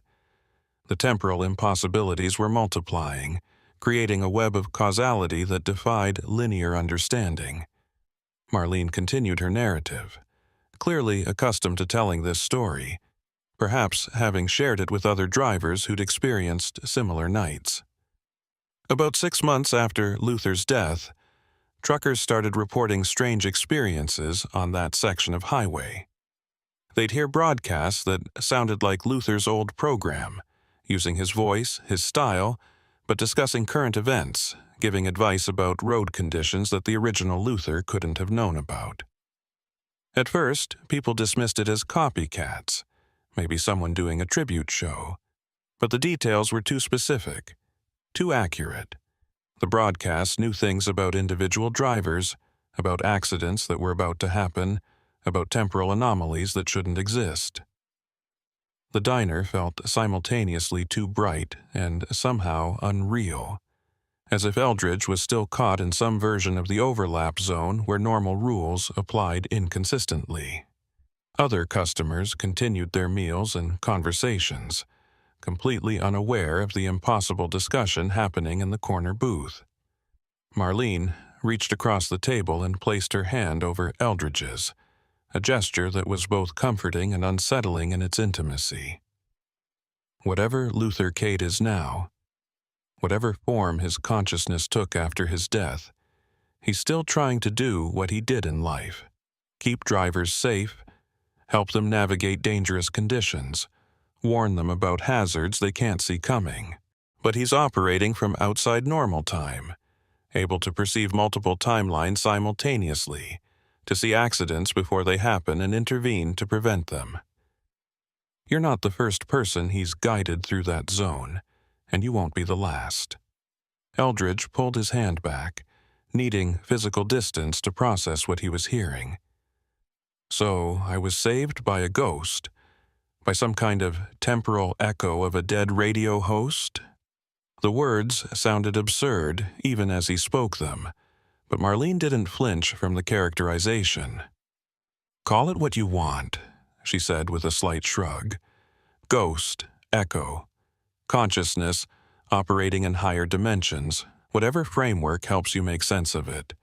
The practical reality is that certain sections of highway, particularly that stretch between Seligman and Kingman, exist in a state of temporal instability. On certain nights, under conditions that nobody fully understands, the boundaries between past and present and future become permeable.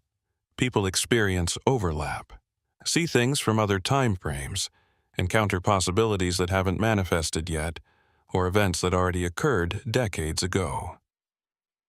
The food arrived then, delivered by a younger waitress who seemed completely oblivious to the tension at the table, and Marlene excused herself to attend to other customers. Eldridge stared at the plate in front of him, eggs and bacon and toast that represented normalcy and sustenance, but found he had no appetite. The exhaustion he'd felt earlier had transformed into a kind of hyper-alertness, his mind racing through implications and questions faster than he could organize them into coherent thoughts. He forced himself to eat mechanically, recognizing that his body needed fuel even if his mind was too preoccupied to generate hunger signals. The coffee helped, its bitter heat grounding him in physical sensation, providing an anchor to the present moment. Marlene returned after perhaps 20 minutes, sliding back into the booth and studying him with an expression that mixed concern and evaluation. "You're handling this better than some people do," she observed. "I've seen drivers come in here so shaken they can barely speak, some so convinced they've lost their minds that they quit trucking altogether. The fact that you're sitting here eating breakfast, asking coherent questions, that's a good sign. It means you've got the psychological flexibility to integrate strange experiences without breaking." The compliment, if that's what it was, felt oddly clinical, as if Marlene was assessing him against some established criteria for measuring post-traumatic resilience. "What happens now?" Eldridge asked, surprising himself with the question. He'd expected to ask for more information, for explanations about the physics or metaphysics of temporal overlap zones, for details about other drivers' experiences. But what emerged was something more fundamental, a question about how to proceed with his life given what he now knew about the nature of reality. Marlene smiled, a sad expression that suggested she understood the deeper implications of his question. "Now you make a choice," she said simply.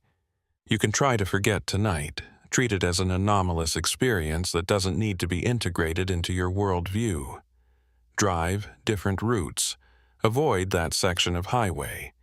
Tell yourself it was stress or lack of sleep or some kind of hallucination. A lot of people choose that path, and I don't judge them for it. Easier to maintain the comfortable illusion that the world operates according to simple rules." She paused, taking another sip of her coffee, and Eldridge found himself waiting for the alternative, the other path she was about to describe. "Or you can accept what you experienced as genuine, as revealing something true about the nature of reality that most people never encounter. You can recognize that the world is stranger and more complex than conventional wisdom suggests, that time isn't as linear as we pretend, that consciousness can persist in forms we don't understand.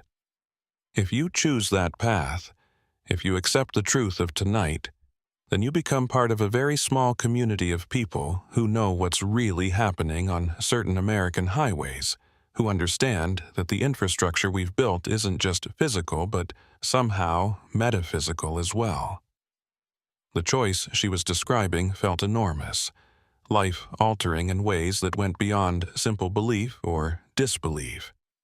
Eldridge realized he was being offered membership in something, a group of people who'd crossed a threshold and could never fully return to naive understanding.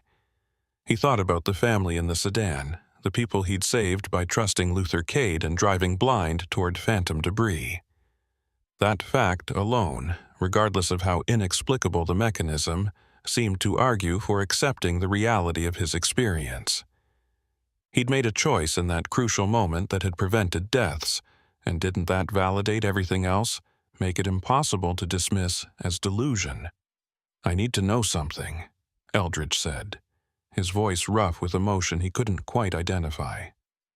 "Luther Cade, or whatever he is now, he said I'd changed my fate, that in other timelines I died in that accident. But if he's already seen multiple versions of this night, if he knows how it all plays out, then was my choice ever really free? Or was I just following a script he'd already written, playing out a version he'd already observed?" The question touched on free will and determinism, on whether consciousness could genuinely choose if choices were already observed from outside time. Marlene's expression suggested she'd heard this question before, probably from many other drivers who'd experienced similar interventions. "I don't pretend to understand the metaphysics," she said carefully. "But here's what I believe, based on conversations I've had with Luther on those rare occasions when I can reach him. Every moment contains multiple possibilities, and consciousness collapses those possibilities into singular actualities through the act of choosing. From outside time, from whatever vantage point Luther now occupies, he can see the full range of possibilities, all the different versions of tonight that might manifest. But which one becomes your reality, the timeline you actually inhabit? That's determined by your choices in the moment. You chose to trust his warnings, to drive through that phantom debris, and that choice created the timeline where you survived and that family lived. Other versions of you made different choices and ended up in different timelines. Free will and determinism aren't contradictory. They're just different perspectives on the same process. The philosophical explanation was simultaneously comforting and deeply unsettling. Eldridge finished his coffee and gestured for a refill, using the mundane action to buy time for processing. Outside the diner windows, the sky was beginning to lighten, the absolute darkness of the desert night giving way to the deep blue that precedes dawn. Other truckers were stirring, heading back to their vehicles to continue journeys interrupted by mandatory rest periods or the need for food and fuel. Normal life continuing according to normal patterns, while Eldridge sat in a booth discussing impossible radio broadcasts and temporal anomalies with a waitress who spoke about such things as casually as if describing menu items. "One more thing you should know," Marlene said, and her tone suggested this was important, something she'd been building toward throughout the conversation. Luther doesn't just guide people through the overlap zone. He also recruits, in a sense. He's looking for people who can handle the truth, who have the psychological strength and flexibility to accept that reality is stranger than they were taught. People who might be willing to help others who encounter similar situations, to provide support and validation and practical information. I'm one of those people stationed here specifically because this truck stop is where a lot of drivers end up after experiencing the zone. There are others at different locations, creating a loose network of informed individuals who can help process and integrate these experiences. The implication was clear, and Eldridge felt something shift inside him. A recognition that he was being offered a role, a purpose that extended beyond simply surviving an anomalous night. He could become part of the support system, someone who helped other confused and frightened drivers make sense of the impossible. The idea was both attractive and daunting, suggesting a commitment to a reality that most people would consider insane. But he thought again about the family he'd saved, about the lives preserved because Luther Cade had warned him, and he'd had the courage to trust that warning. If he could play even a small role in helping others navigate similar experiences, didn't he have an obligation to do so? "I need time," Eldridge said finally, recognizing that any decision made in his current state of exhaustion and emotional turbulence would be suspect. "I need to finish this delivery, get some real sleep, let my mind settle before I commit to anything, but I'm not dismissing what you're telling me. I can't, not after what I experienced tonight. So I guess what I'm saying is I'm open to learning more, to staying in contact with this network you're describing. Just not right now. Not when I'm barely holding myself together." Marlene nodded, seeming to accept his position without judgment. She pulled a small card from her apron pocket and slid it across the table, a plain, white card with nothing but a phone number printed on it. "When you're ready to talk more, call that number," she said. "Day or night, someone will answer. We'll put you in touch with people who can help you process what happened, who can provide context and information about the broader patterns at work. And if you decide you want to be part of the network, we'll figure out what role makes sense for you, how you can contribute based on your particular routes and schedule." She stood then, returning to her role as waitress, the strange intimacy of their conversation dissolving back into professional distance. Eldridge paid his bill, left a substantial tip that Marlene accepted with a knowing smile, and walked back out into the parking lot as dawn painted the eastern sky in shades of pink and gold. His truck sat where he'd left it, solid and familiar, a piece of his normal life waiting to resume its function. Eldridge climbed back into the cab, started the engine, and pulled out of the parking lot toward the highway that would take him to his delivery point in California. The road looked ordinary, just asphalt and lane markings and traffic that was beginning to increase as the desert awakened to a new day. But Eldridge knew now that surfaces deceived, that the highways he'd driven for 18 years carried layers of history and possibility that he'd never suspected. He merged onto the westbound interstate, joining the flow of morning traffic, just another trucker moving goods across America's transportation network. But as he drove, he found his hand drifting toward the radio, his fingers hovering over the tuning dial. Part of him wanted to search for the desert frequency, to see if Luther Cade's voice was still broadcasting somewhere on the electromagnetic spectrum. Another part recognized that such searching was pointless, that whatever connection he'd made with that impossible broadcast had been specific to the overlap zone, to that particular section of highway under those particular conditions. He'd emerged from that experience changed, carrying knowledge that most people never acquired, burdened and privileged in equal measure. The card Marlene had given him sat in his shirt pocket, a physical reminder that what he'd experienced was real, that there were others who knew the truth about America's haunted highways. Eldridge didn't know yet whether he'd call that number, whether he'd accept the invitation to become part of Luther Cade's network of informed witnesses. But the card's presence was oddly comforting, evidence that he wasn't alone in his knowledge, that the impossible thing he'd survived was part of a larger pattern that others had encountered and navigated. As Kingman disappeared in his mirrors and the highway stretched endlessly ahead, Eldridge found himself wondering about other roads, other routes he'd driven hundreds of times over his career. Were there other overlap zones out there? Other sections where temporal boundaries grew thin and past and present and future bled together? Were there other Luther Cades, other consciousness operating outside normal time, guiding and protecting drivers through invisible dangers? The questions multiplied, creating a new framework for understanding the world, one that accommodated impossibility alongside mundane reality.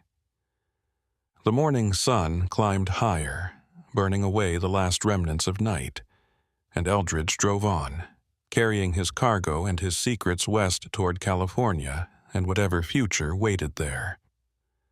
Behind him, the Arizona desert held its mysteries, ancient and modern intertwined, highways built on top of trails, built on top of paths that stretched back to the beginning of human presence in this landscape. And somewhere in that layered geography, Luther Cade's voice continued broadcasting, reaching through time to warn and guide and save those who had the courage to listen and trust, keeping his eternal watch over the lonely roads where reality grew thin and possibilities multiplied in the darkness. The New Mexico night was different from other southwestern darkness, possessing a quality that veteran truckers recognized immediately but struggled to articulate. Perhaps it was the way sound carried across the high desert plains, traveling impossible distances without degradation, or the manner in which the sparse vegetation created pockets of absolute shadow between pools of starlight. Dalton Rigsby had been hauling freight through this landscape for 12 years, long enough to develop an intimate familiarity with its moods and peculiarities, yet still finding himself occasionally unsettled by the profound isolation that characterized Highway 285 between Roswell and Carlsbad. At 46 years old, he'd accumulated enough experience to trust his instincts about when something felt wrong. And tonight, despite perfectly clear weather and optimal driving conditions, something felt decidedly off.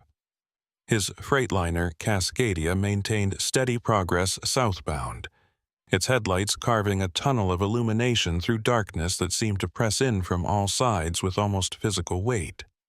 The load he carried, manufacturing components destined for a facility outside of Carlsbad, rode securely in his trailer, properly balanced and generating none of the concerning sounds that might indicate shifting cargo or mechanical issues. Everything about the truck's performance suggested a routine night haul, the kind of drive Dalton had completed hundreds of times before without incident or concern. Yet he found himself checking his mirrors more frequently than necessary, scanning the empty highway behind him for vehicles that weren't there, experiencing a low-grade anxiety that had no obvious source or justification. The CB radio mounted on his dashboard had been unusually quiet for the past hour, carrying only occasional bursts of static and the rare transmission from truckers too distant to communicate clearly. Channel 19, the standard frequency that commercial drivers monitored for traffic updates and casual conversation, typically maintained at least sporadic activity even during the loneliest overnight hours. But tonight the channel sat silent except for that persistent static, a white noise backdrop that somehow emphasized rather than alleviated the sense of isolation. Dalton had considered switching to one of the alternative channels, maybe finding a late-night group of drivers maintaining conversation to pass the miles, but something kept him locked on 19, waiting for transmissions that refused to come. His GPS showed him approximately 35 miles north of Carlsbad, traveling through a section of highway that offered nothing in terms of services or points of interest. No towns, no rest areas, no businesses of any kind existed along this stretch, just empty desert punctuated by the occasional ranch access road leading off into darkness. The nearest significant human presence was the small community of Loving, still about 20 miles ahead, barely more than a cluster of buildings serving the needs of local oil field workers and passing motorists. Dalton had driven through Loving countless times, never stopping unless fuel or food was urgently needed, treating it as just another waypoint on routes that measured success in miles covered rather than places experienced. The digital clock on his dashboard read 2:34 a.m., when the CB radio crackled to life with something more substantial than background static. The transmission was weak initially, breaking up into fragments of words that suggested someone broadcasting from significant distance or with inadequate equipment. Dalton instinctively reached for his radio's squelch control, adjusting it to clarify the incoming signal, and gradually a voice emerged from the interference. Female, young-sounding, carrying unmistakable notes of distress and confusion. "Anyone out there? Can anyone hear me? I'm stuck and I don't know. Please, if someone can hear this, I need help." Dalton grabbed his CB microphone immediately, the automatic response of someone who'd spent enough years on the road to take calls for assistance seriously. "This is southbound on 285. I'm reading you, but your signal's weak. What's your location and what kind of trouble are you having? Over." He released the transmit button and waited, watching the radio's display for indication of response, but several seconds passed with only static. He was about to transmit again when the voice returned, clearer this time, though still overlaid with interference that made certain words difficult to parse. "Thank God," someone answered. I think I'm somewhere on 285, north of Carlsbad, maybe? My truck broke down, just died on me, and I can't get it started again. I don't know what happened. Everything was fine, and then suddenly nothing worked." The explanation triggered Dalton's professional instincts, running through mental checklists of common mechanical failures that might cause a commercial vehicle to lose all power simultaneously. Complete electrical system failure was rare but possible, potentially caused by alternator breakdown or catastrophic battery failure. Fuel system issues could create similar symptoms if a truck exhausted its supply or experienced pump malfunction. He keyed his microphone again, keeping his voice calm and measured, the tone of someone who'd talked other drivers through stressful situations before. "Okay, first thing is don't panic. Mechanical problems happen, and most of them are fixable, or at least manageable. Can you tell me more specifically where you are? Any mile markers visible, landmarks, anything that might help me locate you?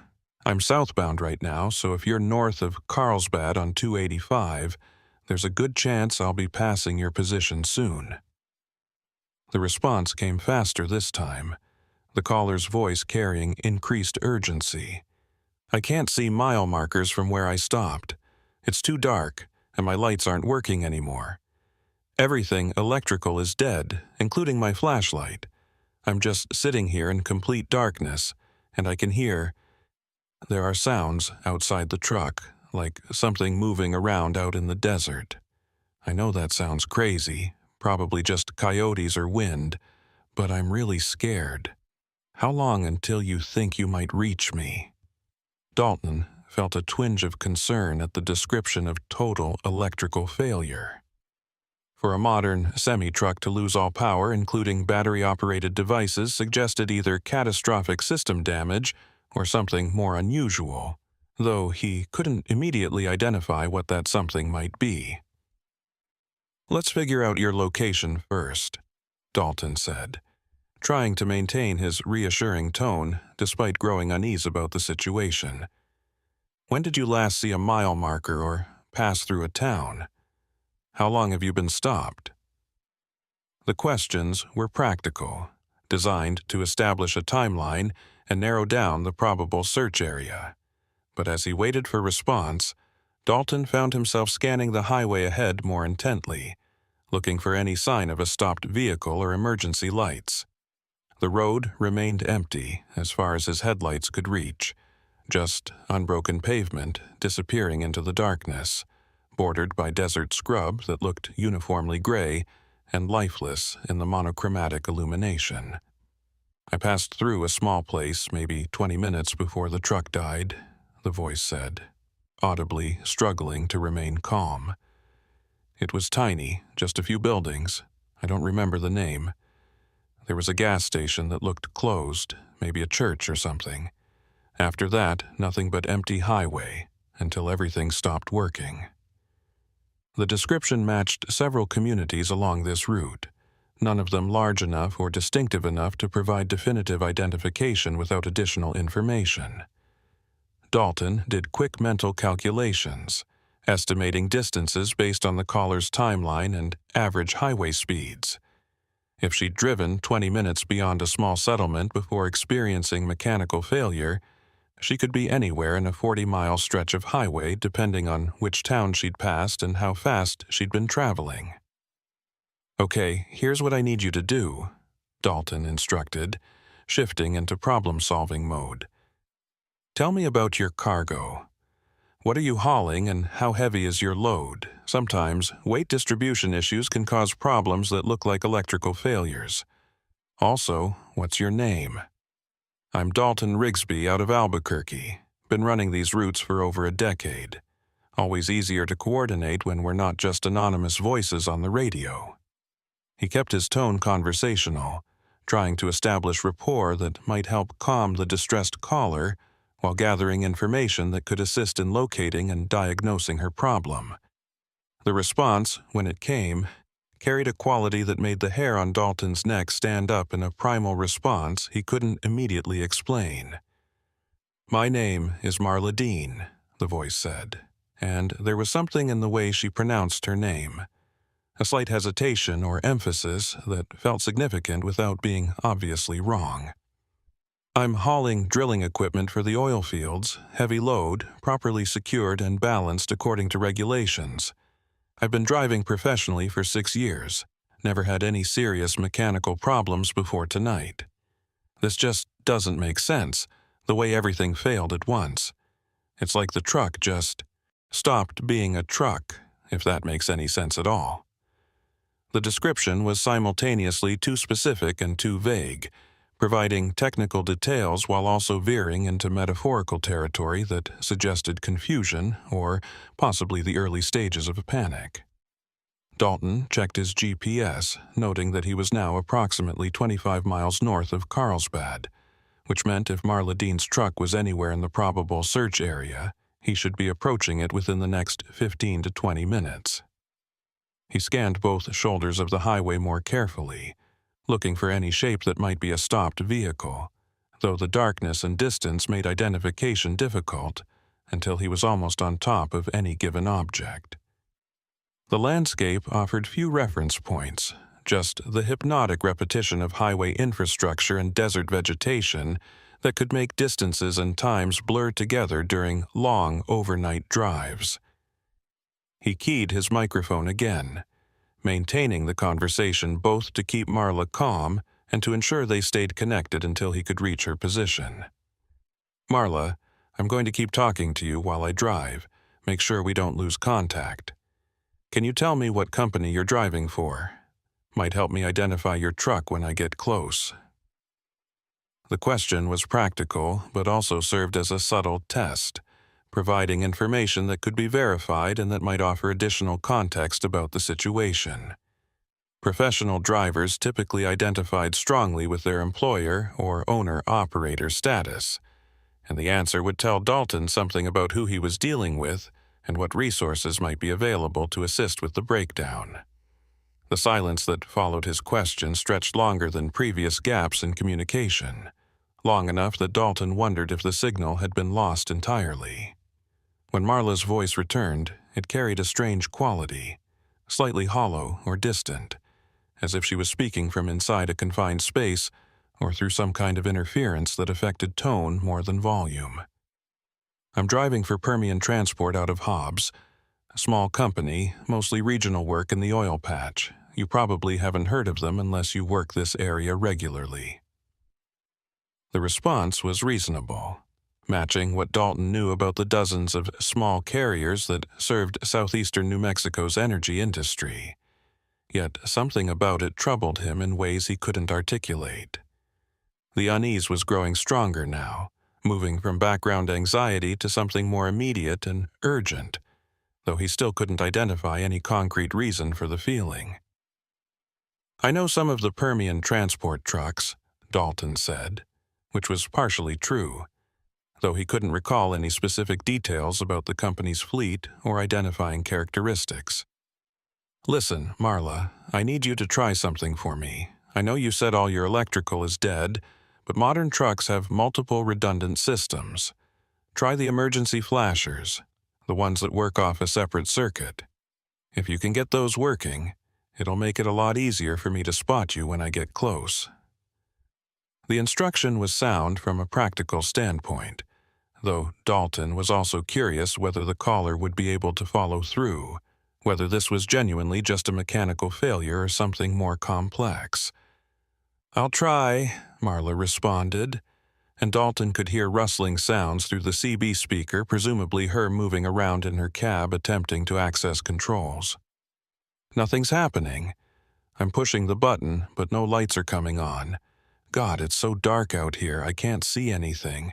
And those sounds are getting closer, whatever's moving around outside my truck. I know I should probably just be worried about the mechanical problem, but I keep thinking about all the stories truckers tell about weird things happening on empty highways at night. You know the kind of stories I mean, right? The ones that are always about someone else, someone's friend or a driver they met at a truck stop, but never anyone who'll admit it happened to them directly." The reference to trucker folklore made Dalton's unease spike sharply. Every professional driver knew those stories, the modern legends that circulated through the community like a oral tradition passed between generations. Tales of ghost hitchhikers and phantom trucks, of radio broadcasts that knew things they shouldn't know, of stretches of highway where time behaved strangely, and people encountered impossibilities that they could never quite explain afterward. Most drivers treated these stories as entertainment, campfire tales adapted for the diesel age, but there was always an undercurrent of genuine belief, a recognition that the profession's isolation and odd hours created conditions where strange things could happen without witnesses or verification. "I know the stories," Dalton admitted, keeping his voice carefully neutral. "Been hearing variations of them since I started driving. Never experienced anything I couldn't explain rationally, but I've learned to keep an open mind about what's possible on these roads." He paused, checking his GPS again and noting that his position should be bringing him close to the probable area where a stopped truck might be visible.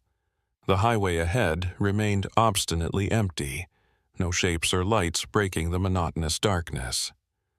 "Marla, I should be getting close to your position based on the timeline you gave me. Can you try using your air horn? Even if your electrical is dead, the pneumatic system should still be functional as long as you've got air pressure in your tanks. A couple of blasts on the horn might help me pinpoint your exact location."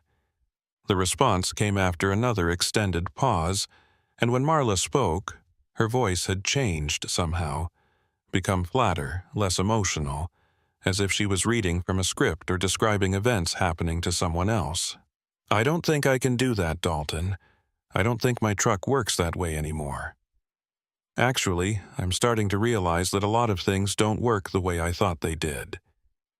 Have you ever had the experience of suddenly understanding that something you believed to be true was actually wrong? That your entire framework for understanding reality needed to be revised? That's what's happening to me right now, sitting here in the darkness, listening to sounds that shouldn't be there, trying to remember details that keep slipping away when I focus on them directly." Dalton felt cold despite the warmth of his truck's cabin, a visceral response to words that suggested psychological distress beyond simple mechanical trouble. Marla Dean was describing symptoms that could indicate several concerning possibilities: panic attack, dissociative episode, possibly even medical emergency like stroke or severe hypoglycemia affecting cognitive function. He needed to reach her quickly, assess the situation directly, and potentially call for emergency medical services if her condition was as serious as her words suggested.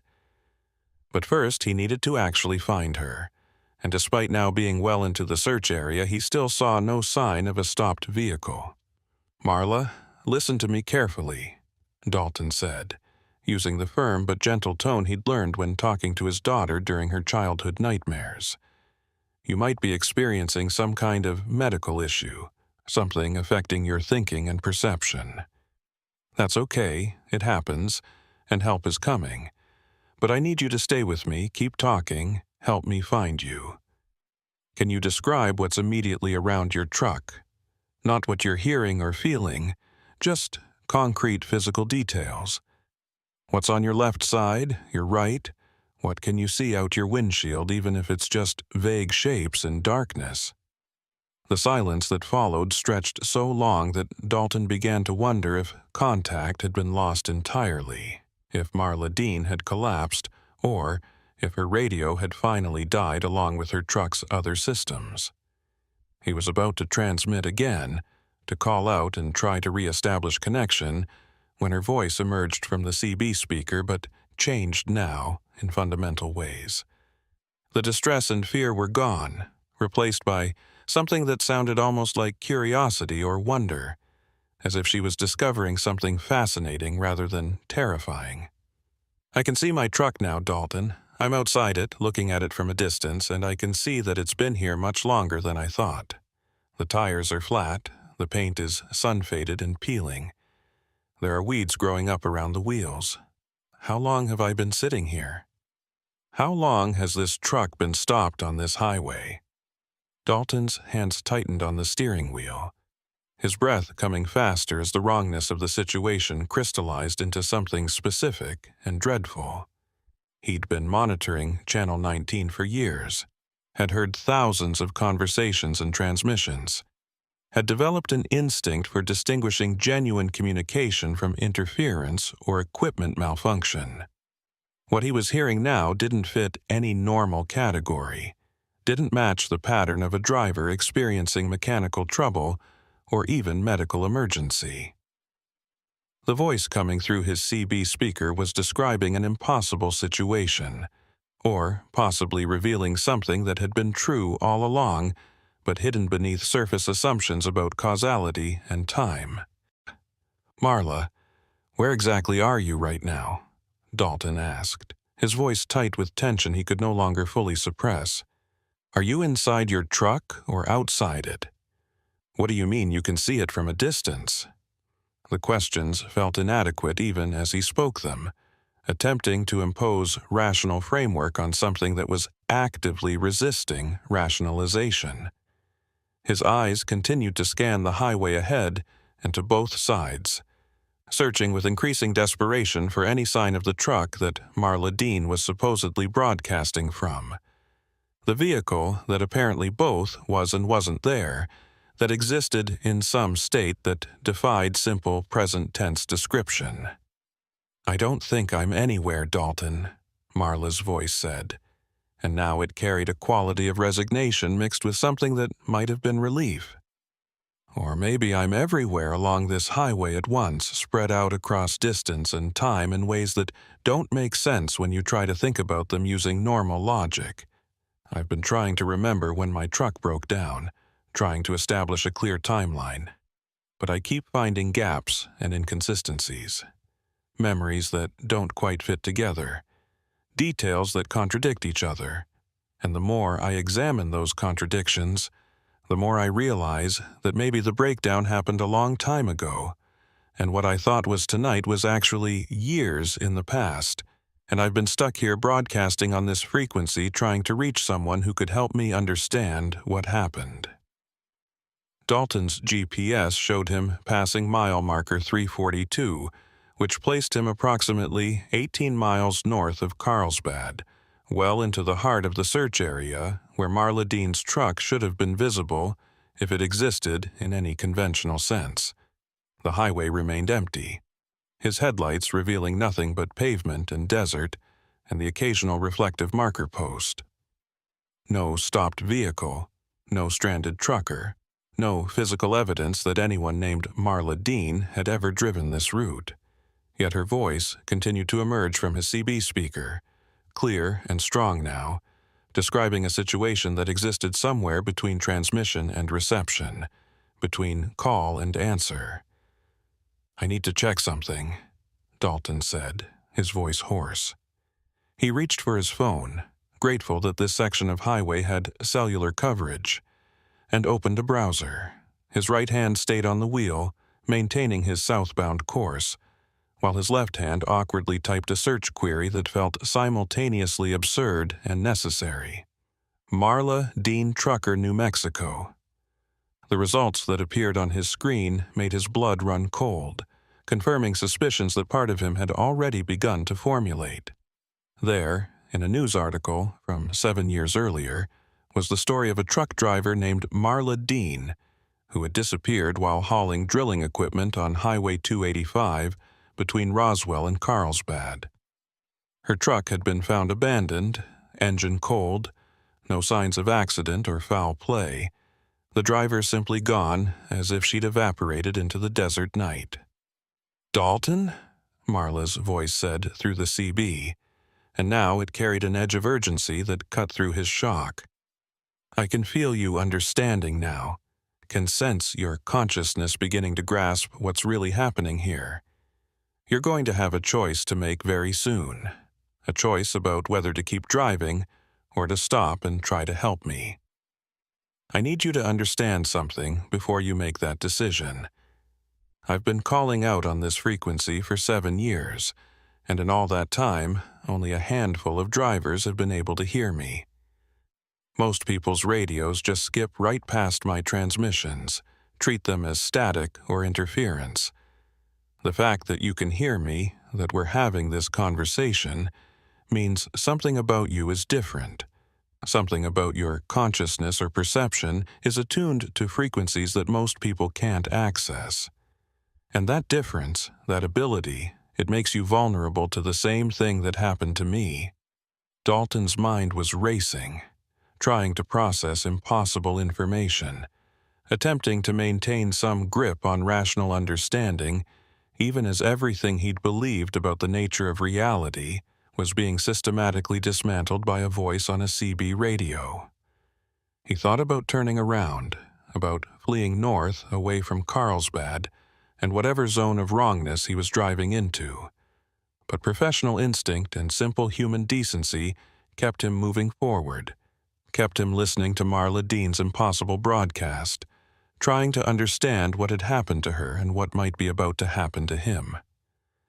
The highway stretched endlessly ahead, and somewhere in the darkness, a truck sat abandoned with mysteries it would never fully reveal, broadcasting across time and distance, calling for help that couldn't come because the nature of the problem defied any solution that operated within normal rules of cause and effect. Dalton's truck continued its steady southbound progress while his mind struggled to process the contradiction between what Marla Dean was telling him and what the news article on his phone screen documented. According to the archived report, her truck had been discovered by a highway patrol officer conducting a routine patrol on a quiet Sunday morning, positioned on the shoulder approximately 15 miles north of Carlsbad. The article described the scene as puzzling rather than alarming. Engine off, but not damaged. Cargo secure and untouched. No signs of struggle or forced entry. Personal belongings still in the sleeper compartment, including her wallet and phone. Marla Dean herself had simply vanished, leaving behind a vehicle that offered no clues about what had prompted her to abandon it or where she might have gone afterward. The investigation had apparently continued for several weeks, involving local law enforcement, the state police, and eventually the FBI due to the possibility of interstate criminal activity. Search dogs had tracked Marla's scent from the truck about 200 yards into the desert before losing it completely, as if she'd ceased to exist at that precise point. Theories had ranged from voluntary disappearance to abduction, to the grim possibility that she'd wandered into the desert in a state of confusion and succumbed to the elements in an area where her body might never be recovered. The case had eventually gone cold, classified as a missing person incident with suspicious circumstances but no definitive evidence of crime or foul play. "You found the article, didn't you?"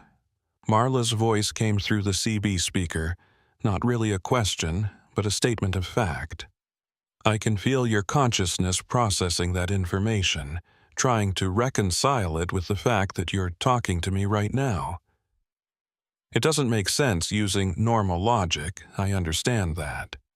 Dead people don't make CB radio calls.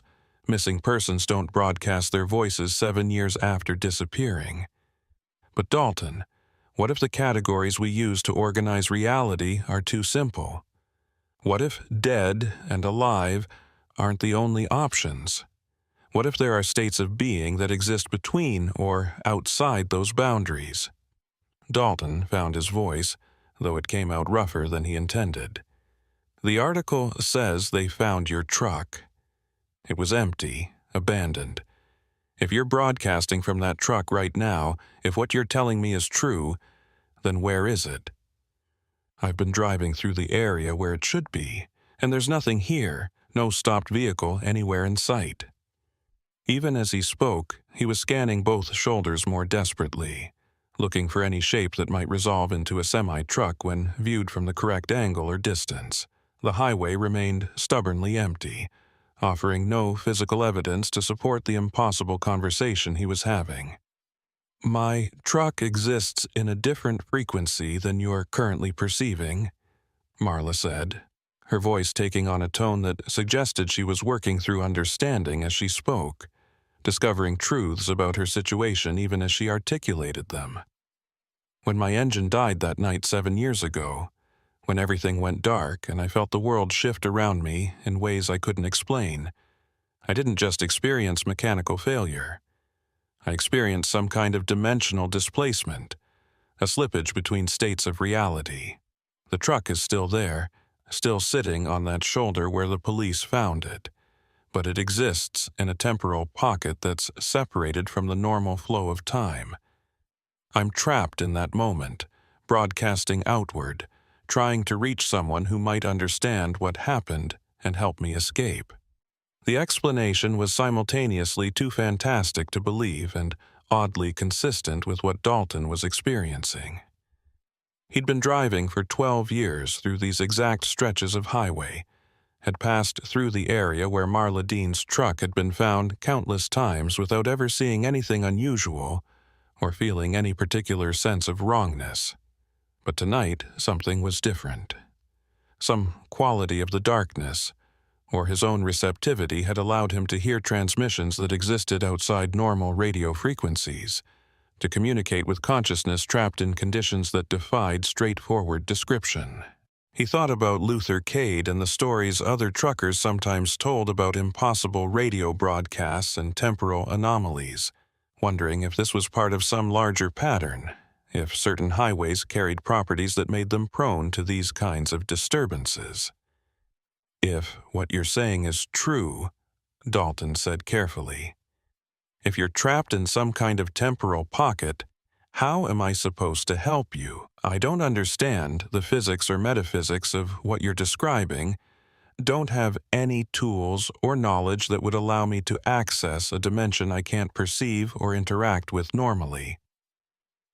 The admission felt like failure, even as he spoke it. Recognition that he was confronting a problem far beyond his capacity to solve. He was a truck driver, someone trained to operate heavy machinery and navigate highway systems, not equipped to deal with phenomena that existed outside conventional reality. Marla's response carried a quality of urgency that hadn't been present earlier, as if their conversation was approaching some kind of critical threshold. "You don't need special tools or knowledge, Dalton. You just need to be willing to stop. When you reach mile marker 337, I need you to pull over onto the shoulder, put your truck in park, and shut off your engine." That's the exact location where my truck is sitting in its displaced state, and if you occupy the same physical space while maintaining consciousness of both our frequencies, you might create a bridge between our realities. It's happened before, with one of the other drivers who could hear me, but he got scared at the last moment and drove away before the connection could stabilize. I've been waiting years for another opportunity, for someone else attuned enough to hear my broadcasts and brave enough to try to help. The request made Dalton's stomach clench with instinctive reluctance. Every professional instinct warned against stopping in a deserted location based on instructions from a voice that might be hallucination or manipulation, might be something far more dangerous than a simple, distressed call. Yet he found himself slowing slightly, his foot easing off the accelerator, his eyes searching for the mile marker that Marla had specified. His GPS showed him approaching that location within the next few minutes, and he realized he was actually going to do what she asked, was going to pull over and shut down his truck despite all the warnings screaming in his mind about the foolishness of such action. "Tell me exactly what happened the night you disappeared," Dalton said, needing more information before committing to a course of action that might be irrevocable. "What do you remember about the moments before your truck stopped working? Were there any unusual signs? Anything that might have warned you that something strange was about to happen?" The question served dual purposes: gathering practical information that might help him assess the situation, and delaying the moment when he would have to actually make the choice to stop or continue driving, to risk involvement or prioritize self-preservation. Marla's response came slowly, as if she was sorting through memories that had become jumbled or corrupted over time.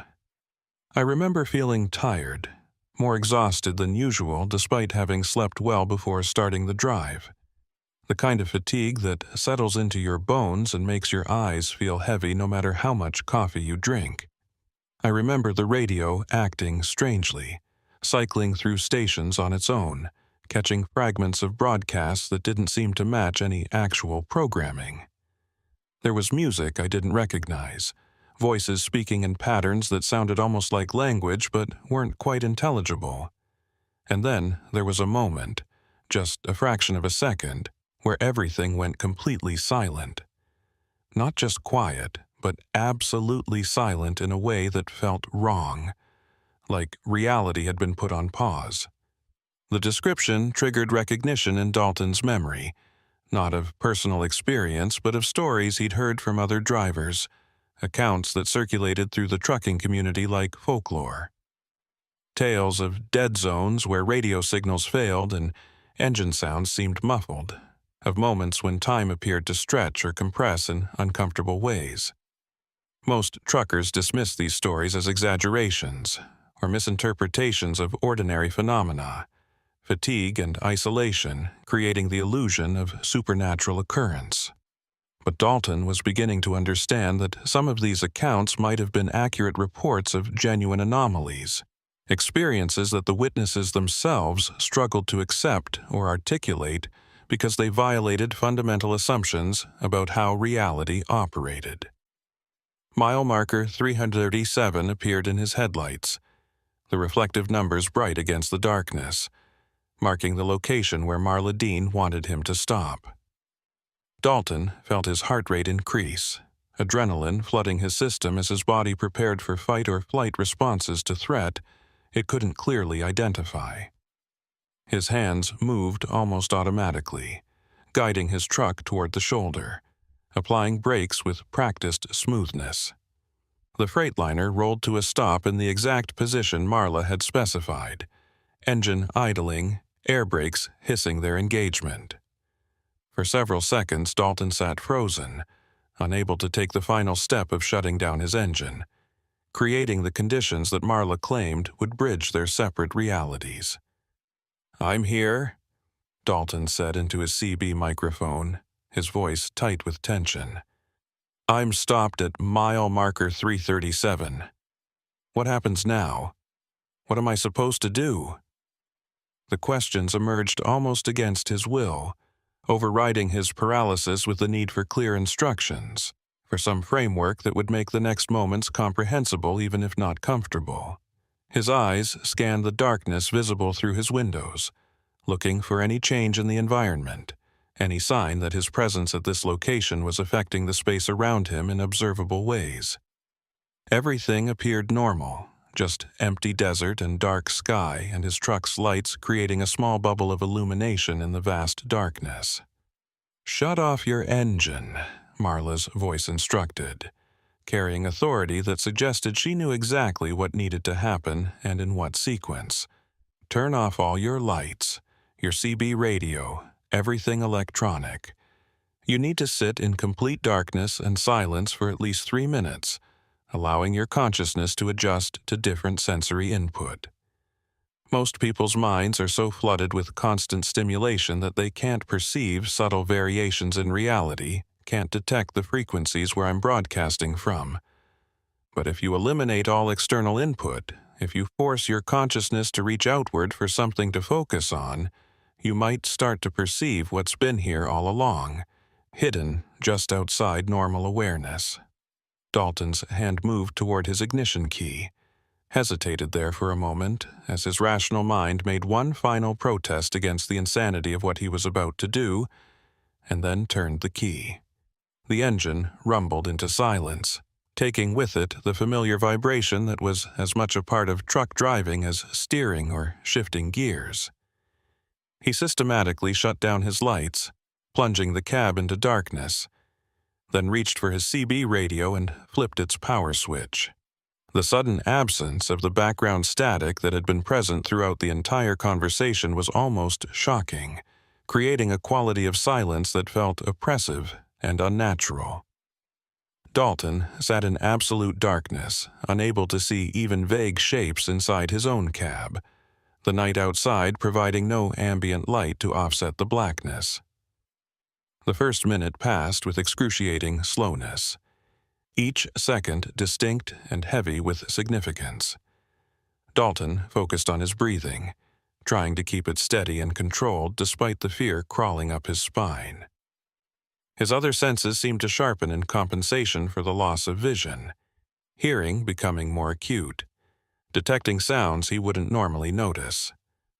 The slight creaking of his truck's frame as metal cooled, wind moving through the desert vegetation outside, his own heartbeat loud in his ears. He tried to measure time by counting seconds, but quickly lost track, uncertain whether he'd been sitting in darkness for 1 minute or several, awareness of duration becoming slippery and unreliable without external reference points. Something changed in the quality of the darkness, though Dalton couldn't immediately identify what the change consisted of. It wasn't that the blackness became less absolute, or that shapes began to resolve into visibility, but rather that the darkness itself acquired texture, became something more than simple absence of light. He found himself aware of depth and dimension that hadn't been present moments earlier, as if the space inside and immediately around his truck had expanded or revealed layers that normal perception filtered out. The sensation was disorienting and vaguely nauseating, similar to vertigo but operating on a more fundamental level, affecting his sense of where he was positioned in relation to the world around him. Then he heard it. A sound that shouldn't have been possible with all his electronics powered down. The crackle of a CB radio coming to life. Marla Dean's voice emerging not from his dashboard speaker, but from everywhere at once, from the air itself, or perhaps from inside his own head. "You're doing it, Dalton. You're beginning to perceive across frequencies. Keep your mind open. Don't let fear pull you back into your normal state of consciousness. I can almost see you now, almost reach across the gap between where you are and where I am. Just a little longer, just a little more willingness to let go of certainty about what's real and what's not." Dalton's eyes, which had been seeing nothing but blackness, began to detect light where none should exist. Faint at first, just the suggestion of illumination outlining shapes and forms, but growing gradually stronger and more defined. He could see the interior of his cab, but overlaid with something else. Another space occupying the same location, but existing in a different state. There were 2 steering wheels visible simultaneously, 2 dashboard displays, 2 driver's seats. His truck and another truck, present in the same physical space, but separated by some membrane of reality that was growing thinner, more permeable, as his consciousness adjusted to perceiving both frequencies at once. And then he saw her, Marla Dean, sitting in the driver's seat that existed in the space overlapping with his own, her face pale and drawn but unmistakably human, wearing an expression of desperate hope mixed with resignation. She looked solid and real, not ghostly or translucent, just a woman sitting in a truck cab that existed in a different layer of reality than his own. Their eyes met, and Dalton felt a jolt of connection, recognition that transcended normal communication. She mouthed words that he somehow understood despite the absence of sound. "Help me. Please, help me get out of here." Dalton reached toward her instinctively, his hand extending into the space where her reality overlapped with his. And for a moment he felt resistance, like pushing against a membrane or passing through heavy fabric. Then his hand penetrated the barrier and he could feel Marla's hand grasping his own, solid and warm and desperately strong. The physical contact created an immediate intensification of the overlap, both realities becoming more sharply defined and present. Dalton could see her truck clearly now, could see that it was indeed older and more weathered than it should be, showing 7 years of sitting exposed to desert conditions, despite being invisible to normal perception. "I can feel you," Marla said. Her voice no longer filtered through radio static but direct and clear, though still carrying a quality that suggested it was reaching him through unconventional means. "You're creating the bridge I needed, the connection between my trapped state and your active timeline. But Dalton, you need to understand something before you try to pull me through. Whatever happened to me that night, whatever caused me to become displaced from normal reality, there's a reason for it. There's something about this location, this specific point on the highway, that creates conditions where these dimensional pockets can form. And if you're not careful, if you don't maintain perfect focus on your own reality while helping me, you could become trapped here as well, stuck in the same temporal loop that's held me for 7 years." The warning should have made Dalton release her hand, should have triggered his survival instinct to pull back and flee before whatever had claimed Marla could claim him as well. But he found himself maintaining the contact, holding tight to her hand even as he felt strange forces pulling at his consciousness, trying to drag him deeper into the overlapped state. He could feel the temptation to let go, to sink into the temporal pocket where everything was frozen and unchanging, where the burden of normal time and causality no longer applied. It would be so easy to just stop resisting, to accept displacement as a form of escape from the exhaustion and pressure of maintaining continuous forward motion through life. "Stay with me, Dalton," Marla said urgently, seeming to sense his wavering focus. "Don't let it pull you in. You need to anchor yourself to your timeline, to your truck and your route and your life. Think about where you're supposed to be tomorrow, about deliveries you need to make and people who are expecting you. Use those connections to the normal flow of time as a lifeline, and then pull me along that lifeline back into reality." Her voice had taken on a coaching quality, guiding him through a process she'd apparently been thinking about for years during her imprisonment, waiting for someone who could hear her broadcasts and be brave enough to attempt rescue.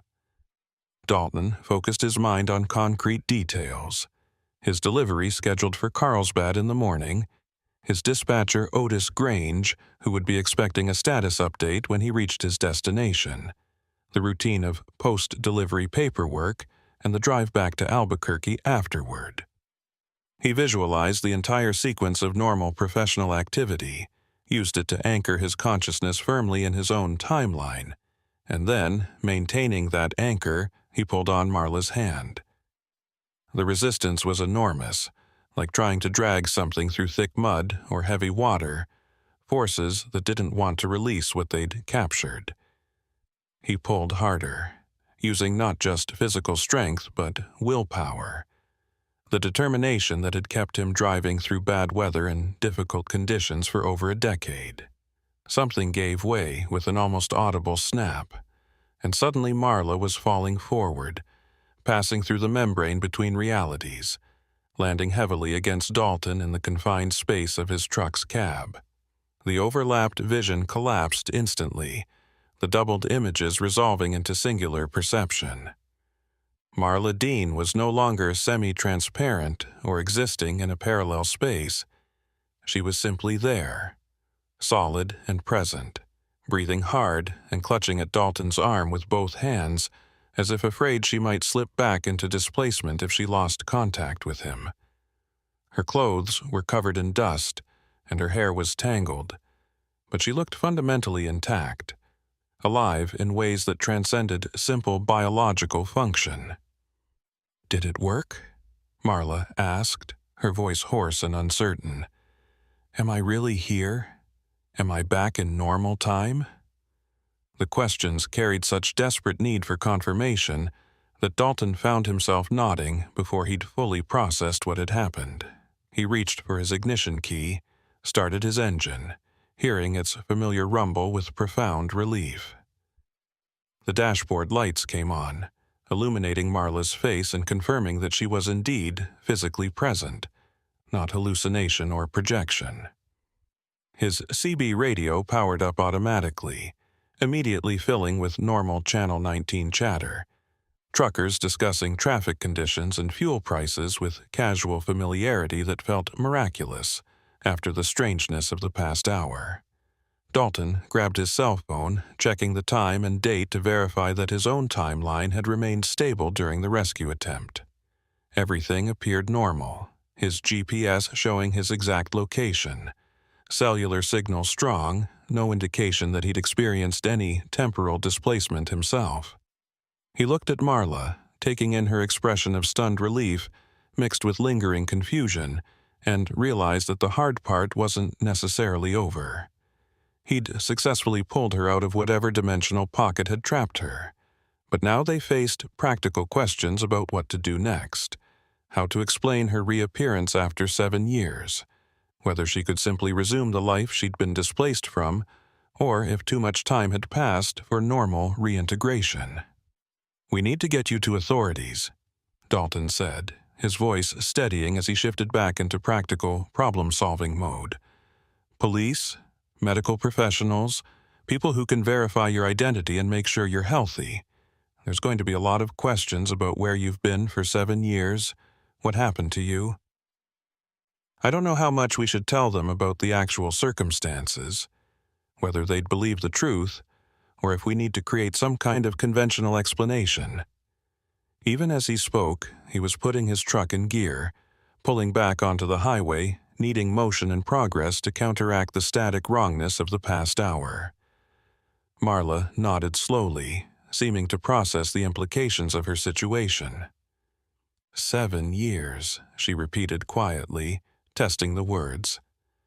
I lost 7 years sitting in that displaced state, experiencing the same moment over and over, broadcasting for help that almost never came.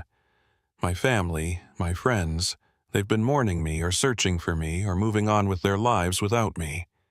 I don't even know if my mother is still alive, if my sister still lives in Hobbs, if anything about my old life still exists in a form I can return to. The enormity of what she'd lost was beginning to register in her expression, shock giving way to grief and disorientation. Dalton drove in silence for several minutes, giving Marla space to process while simultaneously trying to organize his own thoughts about what had happened and what it meant. The New Mexico darkness that had seemed so oppressive and threatening earlier now felt almost protective, a neutral backdrop against which extraordinary events could occur without judgment or interference. He thought about calling his dispatcher, trying to explain why he was going to be delayed in making his delivery, but the explanation would require details he couldn't share over a recorded company line. This was going to be complicated in ways he couldn't fully anticipate. Ripples spreading outward from this night affecting multiple timelines and multiple lives. Thank you, Marla said suddenly, breaking the silence. I don't know if I said that yet, but thank you for stopping, for listening to my broadcast, for being willing to reach across that barrier and pull me out. Most people would have kept driving, would have convinced themselves they were imagining things or experiencing equipment malfunction. You trusted something that defied rational explanation, and that trust saved me from an eternity of being trapped in frozen time. I won't forget that ever, regardless of what happens next. Dalton nodded, accepting her gratitude while recognizing that he'd simply done what felt necessary, what any decent human being should do when confronted with someone in genuine distress. But he also understood that he'd crossed a threshold tonight similar to the one Marla had been trapped beyond, had experienced something that fundamentally altered his understanding of reality's structure and possibilities. He could never drive Highway 285 again with the naive assumption that it was just asphalt and distance, just another route connecting point A to point B.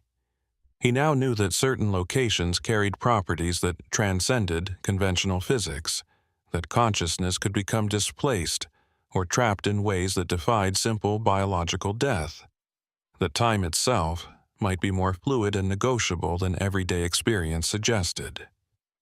The lights of Loving appeared ahead, the small community's illumination providing a destination, a waypoint where they could begin the process of bringing Marla Dean back into the world she'd been absent from for 7 years. Dalton took the exit, pulling into a convenience store parking lot, and reached for his phone to make the calls that would set official processes in motion. Before dialing, he looked at Marla one more time, seeing in her expression a mixture of relief, fear, determination, and something else that might have been understanding about the strangeness they'd both experienced and would carry with them forever.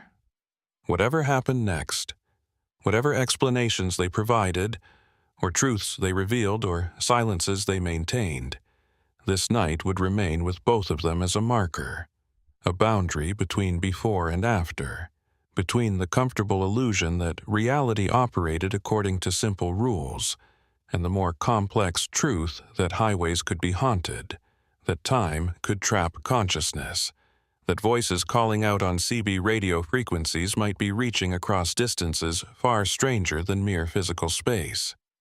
The convenience store's fluorescent lights seemed aggressively bright after the darkness of the highway, creating harsh shadows and bleaching color from everything they touched.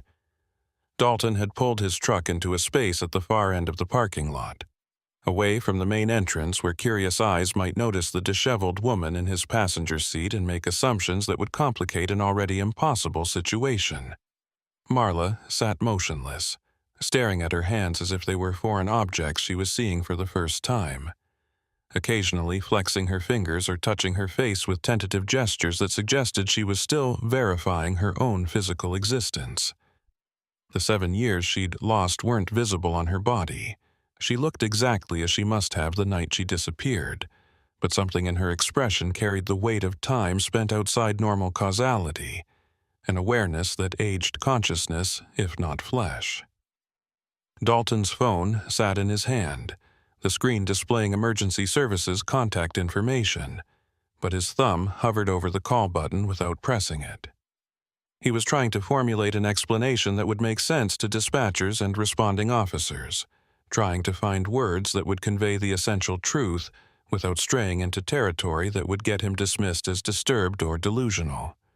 How do you tell authorities that you've rescued a missing person from a temporal displacement 7 years after her disappearance?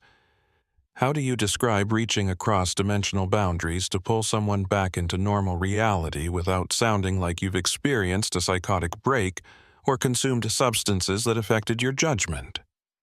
"Maybe we shouldn't call them yet," Marla said quietly, her voice still carrying the hoarse quality of someone who'd been shouting or crying, though Dalton suspected it was actually the result of 7 years of disuse, vocal cords that had been frozen in time suddenly required to function again. "I know that sounds wrong. I know there are people who need to be notified that I'm alive, families who deserve closure, investigations that need to be updated. But Dalton, if we bring in authorities right now, if we try to explain what really happened, they're going to separate us. They're going to take me to a hospital for evaluation. They're going to question you for hours about how we met and what your involvement is in my reappearance. And once we're separated, once we're telling our stories to different people in different rooms, the truth is going to fragment into something that sounds like conspiracy or delusion." The logic was sound enough to give Dalton pause. He'd been thinking in terms of immediate obligation, the civic duty to report a missing person's return and ensure she received proper medical attention. But Marla was right that involving official channels would create complications neither of them was prepared to handle. His own timeline would come under scrutiny, GPS records and dispatch logs examined to determine if he could have been involved in her original disappearance, whether this was some elaborate scheme rather than genuine rescue. The questions would multiply faster than answers could be provided, and the true explanation would either be rejected as impossible or, worse, believed, and leading to consequences neither of them could predict. "What are you suggesting?" Dalton asked, recognizing that Marla had spent 7 years thinking about this moment, planning for possibilities that he was only beginning to consider. "That we don't report your return at all? That you just try to slip back into your old life as if nothing happened?" The idea seemed untenable even as he articulated it. Too many complications and too many people who would need explanations. But he found himself waiting for her response, curious about what plan she'd formulated during her long imprisonment, what vision of reintegration she'd been holding on to as motivation to keep broadcasting her distress calls. Marla turned to look at him directly, her eyes reflecting the parking lot lights in a way that made them seem to glow with internal illumination. "I'm suggesting that we take some time to figure out our story before we bring in outsiders who won't understand and won't believe. I need to know what happened to my life while I was gone.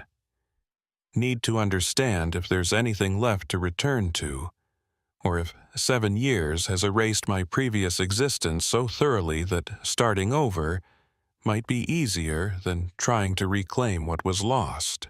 And you need to decide how much of the truth you're willing to testify to, how much risk you want to take by associating yourself with something that defies normal explanation. The weight of her words settled over Dalton like a physical burden.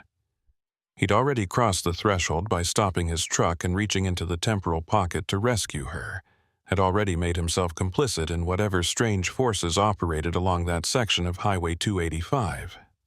But there were degrees of involvement, and what Marla was proposing would deepen his connection to events that might attract attention he didn't want, from authorities or from other entities that had interest in dimensional anomalies and consciousness displacement. He thought about his daughter, about the relatively simple life he'd built around the reliable rhythms of long-haul trucking, about how all of that could be disrupted if he allowed himself to be drawn further into the mystery of what had happened to Marla Dean. "There's a truck stop about 15 miles south," Dalton said, making a decision that felt simultaneously right and terrifying. "Place called the Desert Rose, been there for decades, serves the oil field workers and truckers 24 hours. We can go there, get some food, use their internet to research what's happened in your life since you disappeared.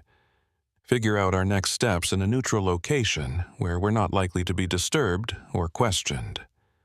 The plan was minimal, barely deserving the name, but it provided immediate direction and bought time for more careful consideration of complex problems. Marla nodded, seeming to find relief in having concrete action to focus on rather than the overwhelming abstraction of her situation.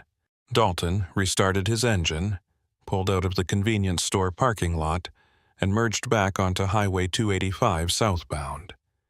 The drive to the Desert Rose would normally take less than 20 minutes, but Dalton found himself driving slowly, using the time to process everything that had happened and to prepare mentally for whatever revelations awaited when they began investigating Marla's lost years. The highway looked normal again, just asphalt and lane markings and the occasional vehicle passing in the opposite direction. No hint of the dimensional strangeness that had characterized the area around mile marker 337. "Can I ask you something?" Marla said, after several minutes of silence.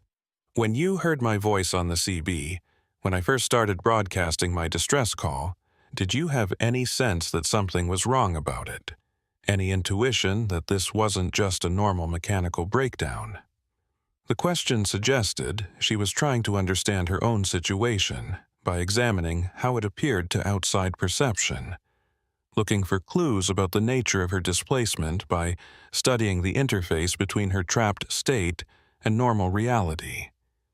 Dalton considered the question carefully, reviewing his memory of those first transmissions. "There was something off about it from the beginning," he admitted. "Nothing I could point to specifically at first, just a feeling that the conversation wasn't quite right, that details didn't add up the way they should. Your voice quality was wrong for someone broadcasting from a working CB radio. There was a strange echo or delay that didn't match normal transmission characteristics. And the content of what you were saying, the way you described your situation, it felt both too specific and too vague at the same time, like you were describing something you only partially understood yourself." Marla absorbed this information with visible concentration, as if each detail provided crucial insight into mechanisms she needed to comprehend. "I remember trying to make the distress calls in what I thought was real time, reporting my breakdown as if it had just happened. But I also remember a growing awareness that time wasn't working normally for me, that the present moment kept repeating or looping back on itself. Every time I thought hours had passed, I'd notice that nothing had actually changed, that the darkness outside my truck was exactly the same darkness, the sounds were the same sounds, my own physical state hadn't progressed. It was like being stuck in a single frame of film that kept playing over and over, consciousness trapped in an eternal now that couldn't move forward or backward." The description made Dalton's skin crawl with sympathetic horror. He tried to imagine experiencing that kind of temporal imprisonment, awareness functioning normally but reality frozen around you, unable to progress or escape or even properly sleep because sleep implied the passage of time. 7 years experiencing the same moment repeatedly would drive most people insane, yet Marla seemed relatively intact psychologically, still capable of coherent thought and communication. That resilience suggested either extraordinary mental strength or that the displacement had affected her consciousness in ways that buffered her from the full psychological impact of eternal present tense. The Desert Rose truck stop appeared ahead, its distinctive red and white neon sign visible from over a mile away, a beacon of civilization in the empty desert night. Dalton pulled off the highway and into the sprawling parking lot, finding a space among the scattered trucks whose drivers were taking mandatory rest breaks or waiting for morning deliveries. The facility was aging but well-maintained, its restaurant section occupying one end of a long building that also housed showers, a small convenience store, and a driver's lounge with internet access and television. At this hour, approaching 4 in the morning, the restaurant would be sparsely populated, mostly insomniacs and night shift workers seeking coffee and conversation. They entered through the main door, Marla walking slightly behind Dalton, as if using him as a shield against the overwhelming normalcy of the environment. The restaurant's interior was classic truck stop aesthetic: vinyl booths and laminate tables, walls decorated with vintage trucking memorabilia and local landscape photography. A waitress looked up from the counter where she'd been refilling coffee for 2 men in oil field uniforms, her expression shifting through curiosity to professional welcome as she gestured toward empty booths. Dalton chose one near the back, away from the main flow of traffic, and they slid into seats across from each other. The waitress brought menus and coffee without being asked, a service instinct developed over years of reading customer needs. "Kitchen's got full menu available," she said, her accent carrying the distinctive rhythm of native New Mexicans. "Though, if you want the green chile stew, I'd recommend it. Cook made a fresh batch about an hour ago." She departed before either of them could respond, providing space for them to adjust to the environment and decide what they wanted. Marla picked up her coffee cup with both hands, holding it close to her face and inhaling the steam as if the aroma itself provided nourishment or confirmation of reality. Dalton pulled out his phone, opened a browser, and handed it to Marla. "Start with your own name," he suggested. "See what information is publicly available about your disappearance and what's happened since. It might be difficult to read, but you need to know what you're dealing with before we decide on next steps." Marla took the phone with trembling hands, typed her name into the search bar, and began scrolling through results. Dalton watched her face as she read, seeing emotions flash across her features too quickly to fully identify, grief and anger and confusion all mixing together. "There's a memorial page," Marla said, her voice barely above a whisper. "My family held a memorial service 6 months after I disappeared, when the investigation went cold, and they had to accept that I probably wasn't coming back alive. My mother wrote something about how proud she was of the person I'd become, how much she admired my independence and determination. Past tense, as if I was already dead." She continued scrolling, finding more articles, more references to her case, discussions in true crime forums speculating about what might have happened to her. Each discovery seemed to hit her like a physical blow, the accumulated weight of 7 years compressed into minutes of reading. Dalton ordered food when the waitress returned, choosing for both of them without consulting Marla, recognizing that she was too overwhelmed to make even simple decisions. The green chile stew arrived along with fresh tortillas and honey, comfort food appropriate for the early morning hours and the shock they were both processing. Marla ate mechanically, her attention remaining fixed on the phone screen, absorbing information about a life she'd been absent from for reasons no one had been able to determine. Dalton found himself eating without tasting, his own mind racing through implications and possibilities, trying to formulate plans that would account for variables he didn't fully understand. "My mother died 2 years ago," Marla said suddenly, looking up from the phone with devastated eyes. "Cancer. It was quick, according to the obituary, only a few months between diagnosis and death. The obituary lists me among her deceased children, says I predeceased her. She died thinking I was already gone, never knowing that I was trapped just outside reality, calling for help that couldn't reach her." The grief in her voice was raw and immediate. 7 years of potential mourning compressed into the moment of discovery, no time to process or prepare for the loss. Dalton reached across the table, placing his hand over Marla's in a gesture of comfort that felt inadequate but necessary. "I'm sorry," he said, the words carrying sincerity even as he recognized their insufficiency. "I can't imagine how much that hurts, learning about it this way, realizing you missed the chance to say goodbye or be there for her final months. But you can't blame yourself for that. You didn't choose to be displaced, didn't voluntarily abandon anyone. What happened to you was beyond your control." Marla nodded, but didn't seem entirely convinced by his reassurance. She continued searching, finding information about her sister, her friends, her former employer, all the threads of connection that had made up her life before the displacement. Some relationships had apparently persisted in her absence, friends maintaining hope that she might someday return, or at least that her fate might be discovered. Others had moved on, the natural attrition of time and distance eroding bonds that depended on active maintenance. Her job at Permian Transport had been filled by another driver.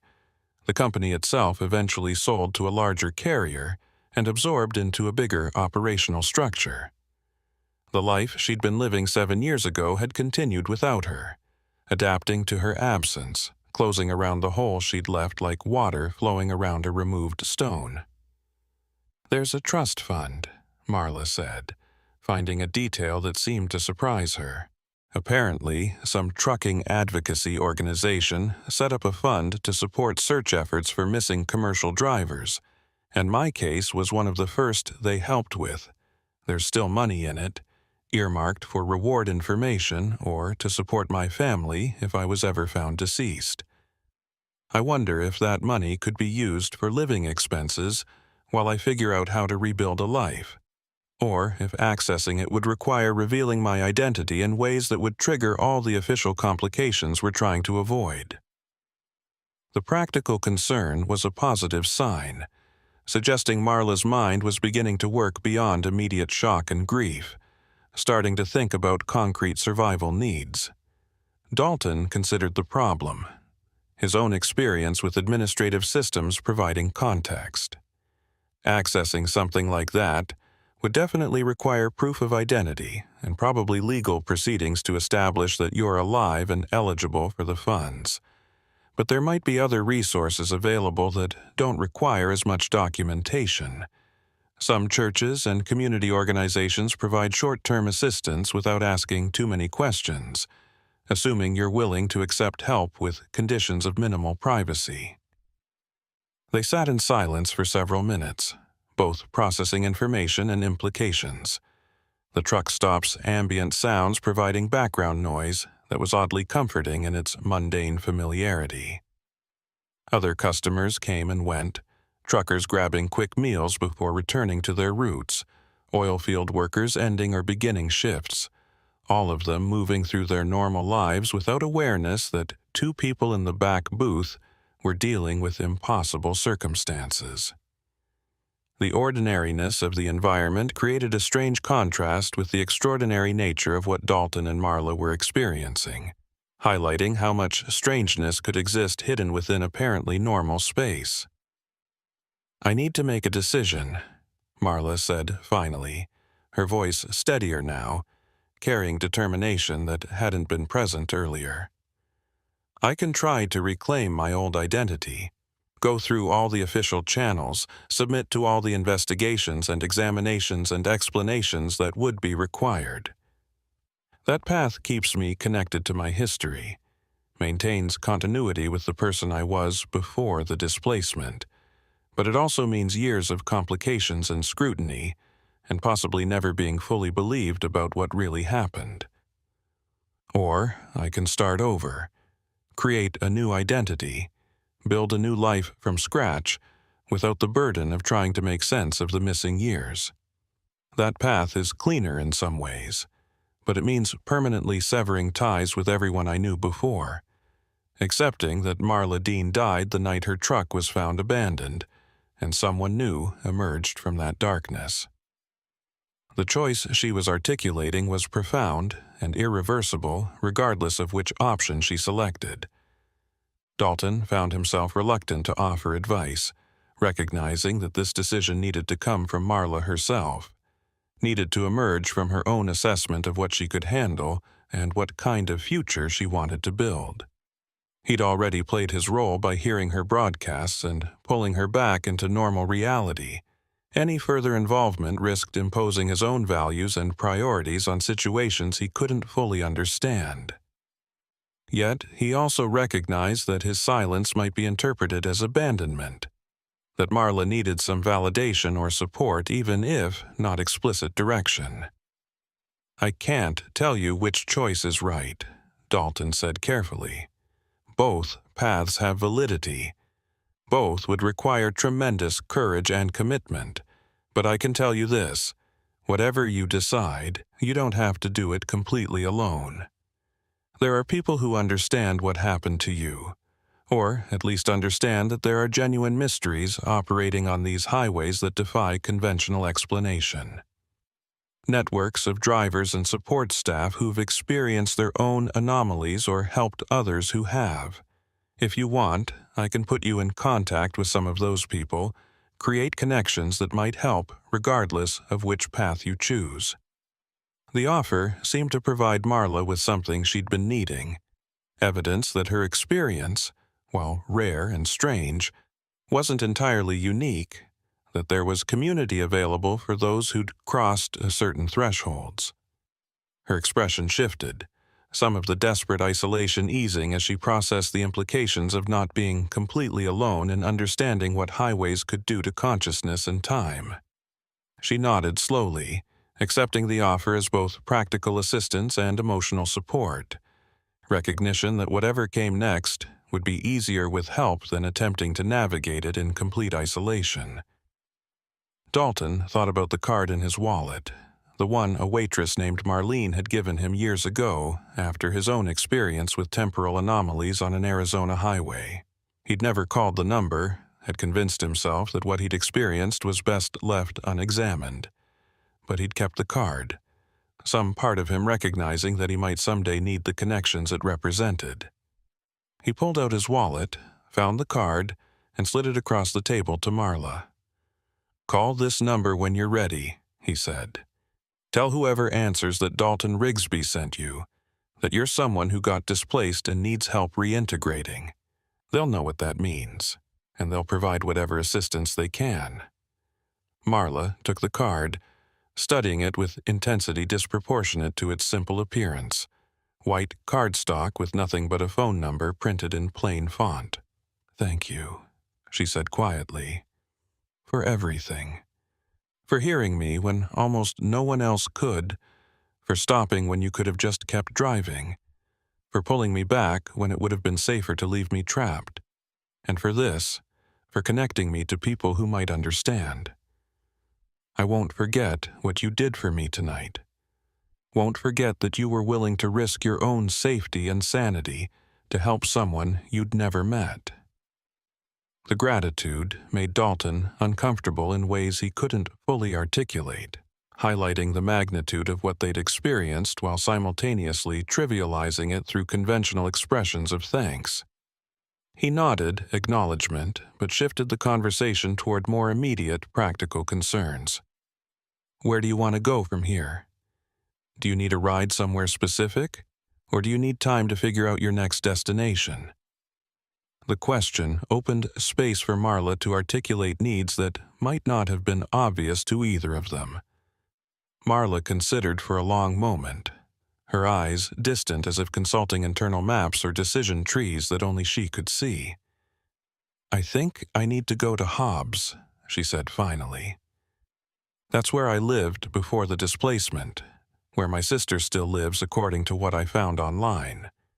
I'm not ready to reveal myself to her yet, not ready for the emotional intensity of that reunion, but I need to see the place again, need to confirm that it still exists and that my memories of it are accurate. Maybe being physically present in locations that were important to me before will help me decide whether I'm trying to reclaim that life or saying goodbye to it permanently." The logic was sound enough, and Hobbs was only about 40 miles east of their current location, easily reached within an hour, even accounting for the indirect route required by highway configurations. Dalton could make the detour without seriously impacting his own delivery schedule, though he'd need to call his dispatcher, Otis Grange, at some point to explain the delay and possibly revise his arrival estimates. The complications were mounting, but still manageable, as long as they avoided official entanglements that would require extensive explanation and documentation. He paid for their meal, leaving cash to avoid creating electronic records that might later be questioned, and they returned to his truck. The drive to Hobbs passed in relative silence, both of them lost in private thoughts, processing the night's events from their different perspectives. The sky was beginning to lighten in the east, pre-dawn gray replacing the absolute darkness that had characterized most of the night.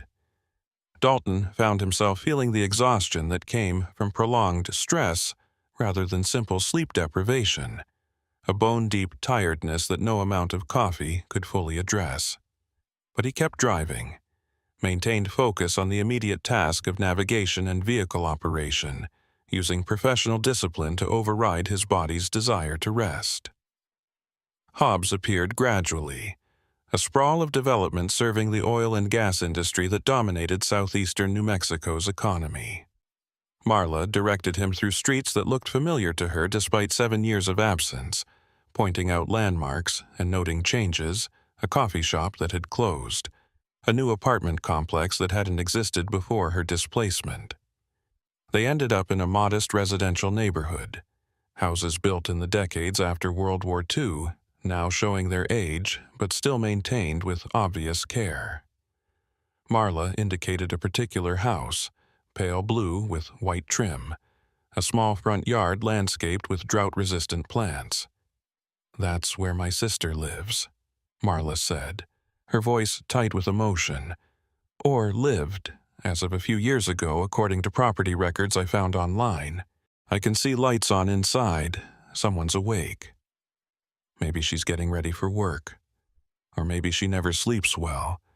Maybe my disappearance affected her in ways that persist all these years later. I want to go knock on that door, want to tell her I'm alive and back, and so sorry for everything she's been through.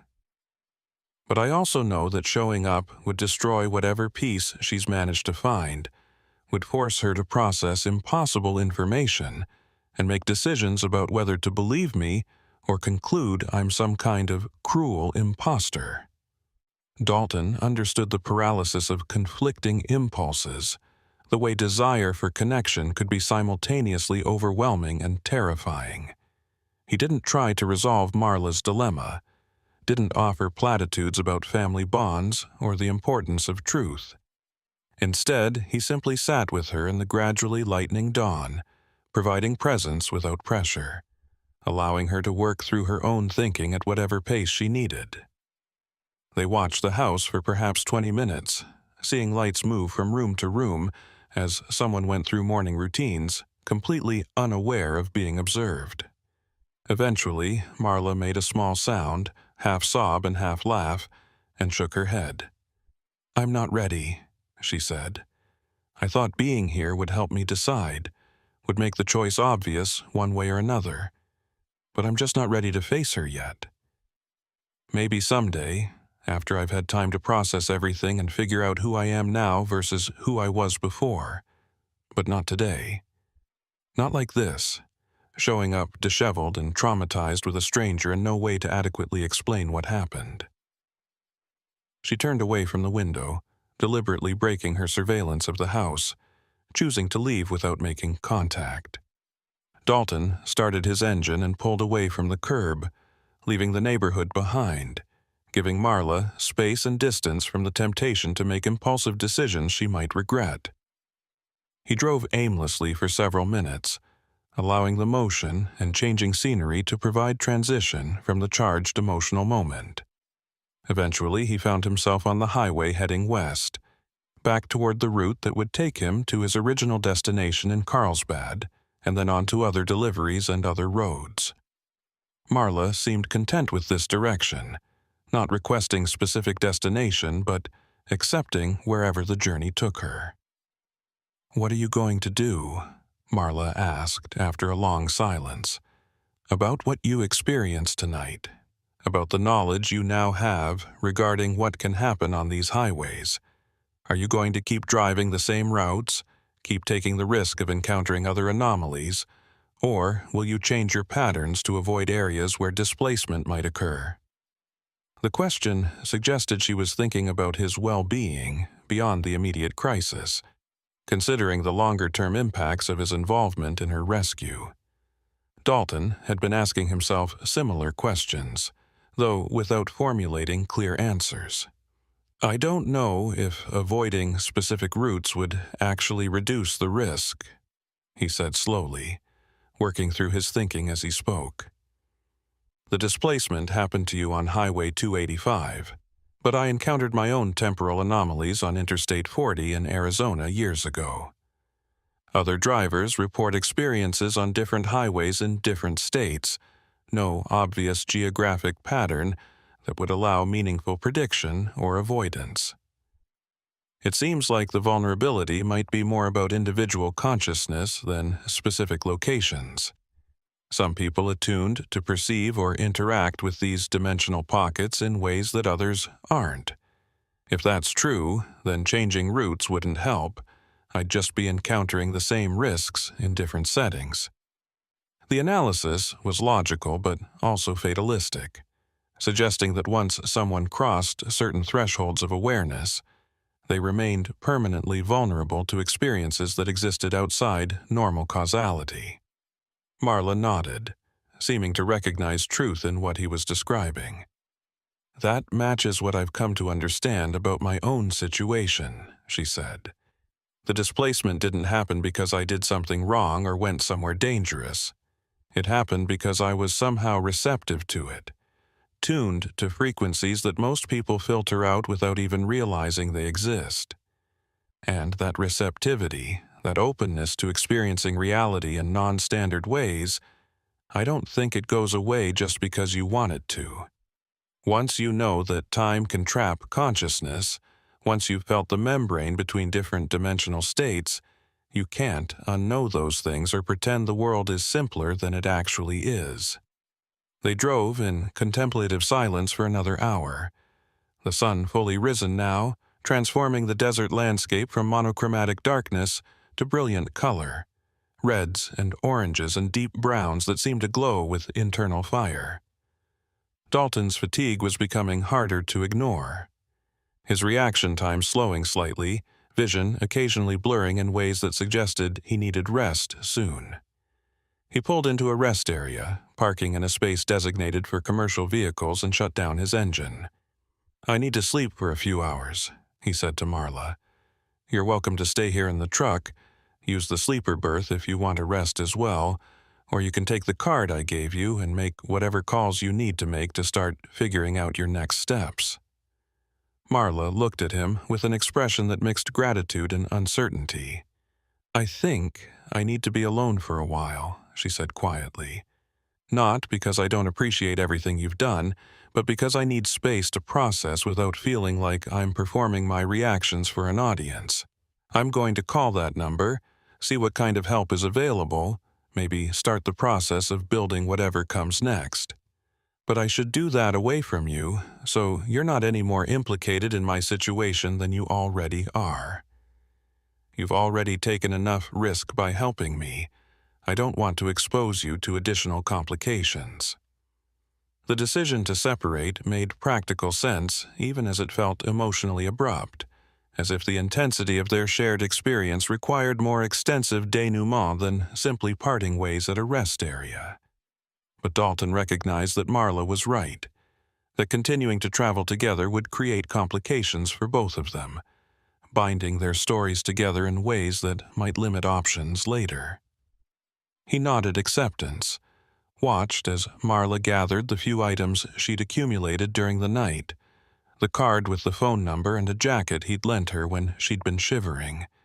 They stood outside his truck for a moment, awkward in the morning light, trying to find words adequate to mark what they'd experienced together. "Good luck," Dalton said finally, the phrase inadequate but sincere.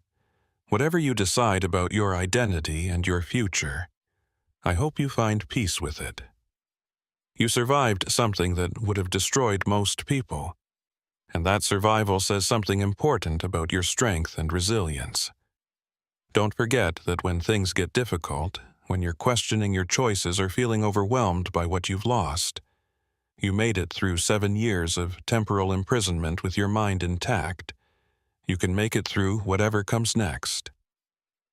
Marla smiled, the expression sad but genuine. "Thank you for seeing me," she said, the words carrying layers of meaning beyond their surface simplicity. "For hearing my broadcast when almost no one else could, for believing me when belief required accepting impossible things, for pulling me back into reality when it would have been safer to just keep driving. You gave me a second chance at existence, and I won't waste that gift." She turned and walked away before either of them could say anything else, heading toward the rest area's main building, moving with determined purpose that suggested she'd already begun making plans. Dalton watched her go, then climbed back into his truck and made his way to the sleeper berth. He set an alarm for 3 hours, barely adequate rest but enough to restore basic function, and lay down on the narrow bunk. Sleep claimed him almost immediately, pulling him under into dreams that mixed memory and imagination, conversations with voices on CB radios, hands reaching across dimensional barriers, highways that stretched into forever while simultaneously looping back on themselves.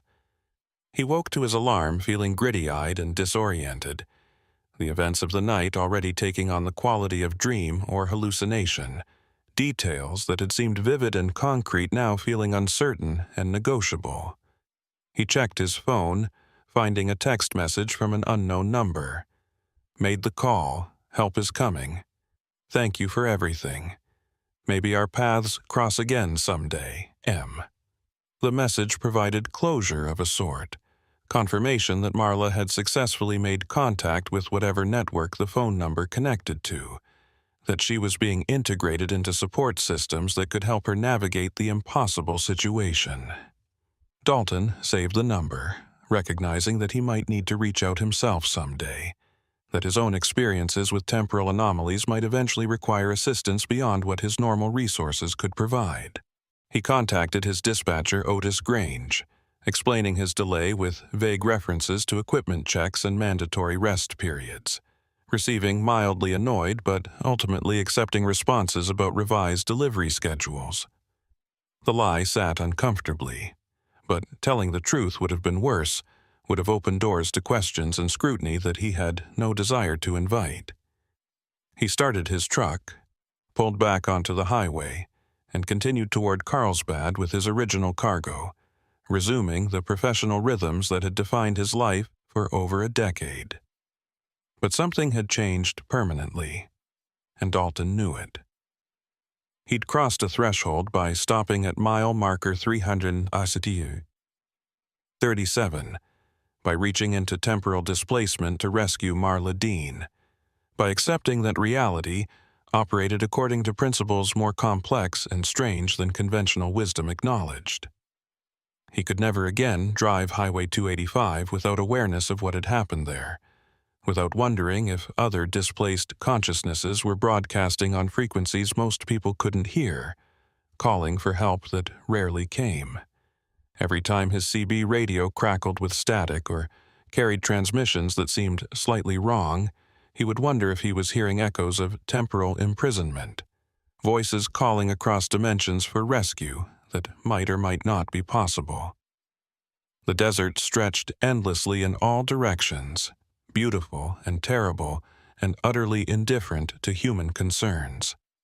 Highways carved through it like scars, imposing human order on landscape that predated civilization by geological epochs.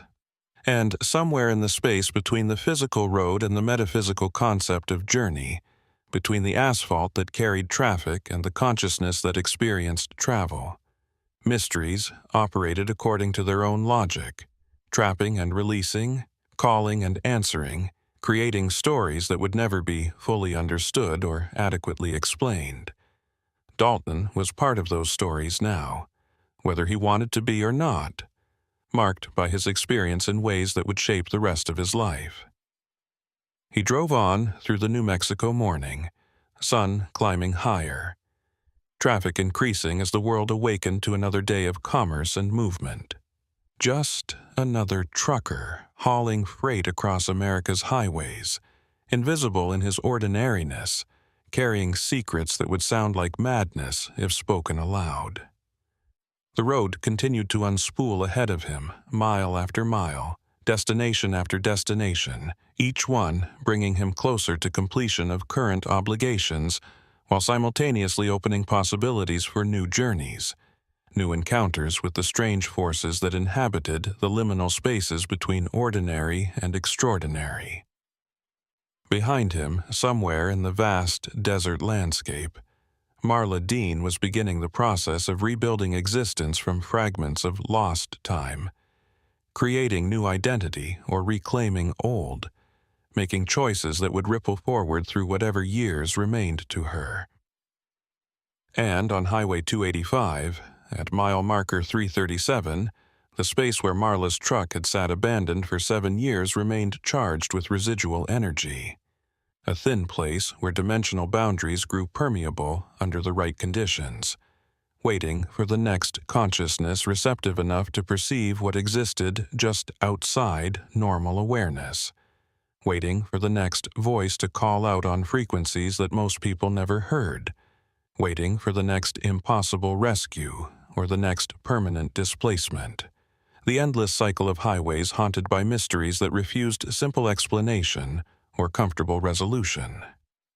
Dalton's CB radio crackled with standard Channel 19 chatter, truckers discussing traffic and weather and the small dramas of life on the road, voices grounding him in the present moment while his mind continued to process the night's impossible events. He added his own transmissions occasionally, maintaining connection to the community of drivers who shared these highways, but he found himself listening more carefully now, paying attention to subtle wrongness in transmissions, to voices that seemed to come from nowhere, to calls for help that might be reaching across distances more strange than mere physical miles. He'd become one of the listeners, one of the rare people who could hear when reality grew thin and consciousness leaked through into frequencies it shouldn't occupy. It was a burden and a responsibility, knowledge that couldn't be forgotten or ignored, awareness that would define the rest of his driving career and possibly the rest of his life. The highway stretched ahead and Dalton followed it, carrying his cargo and his secrets westward into the day.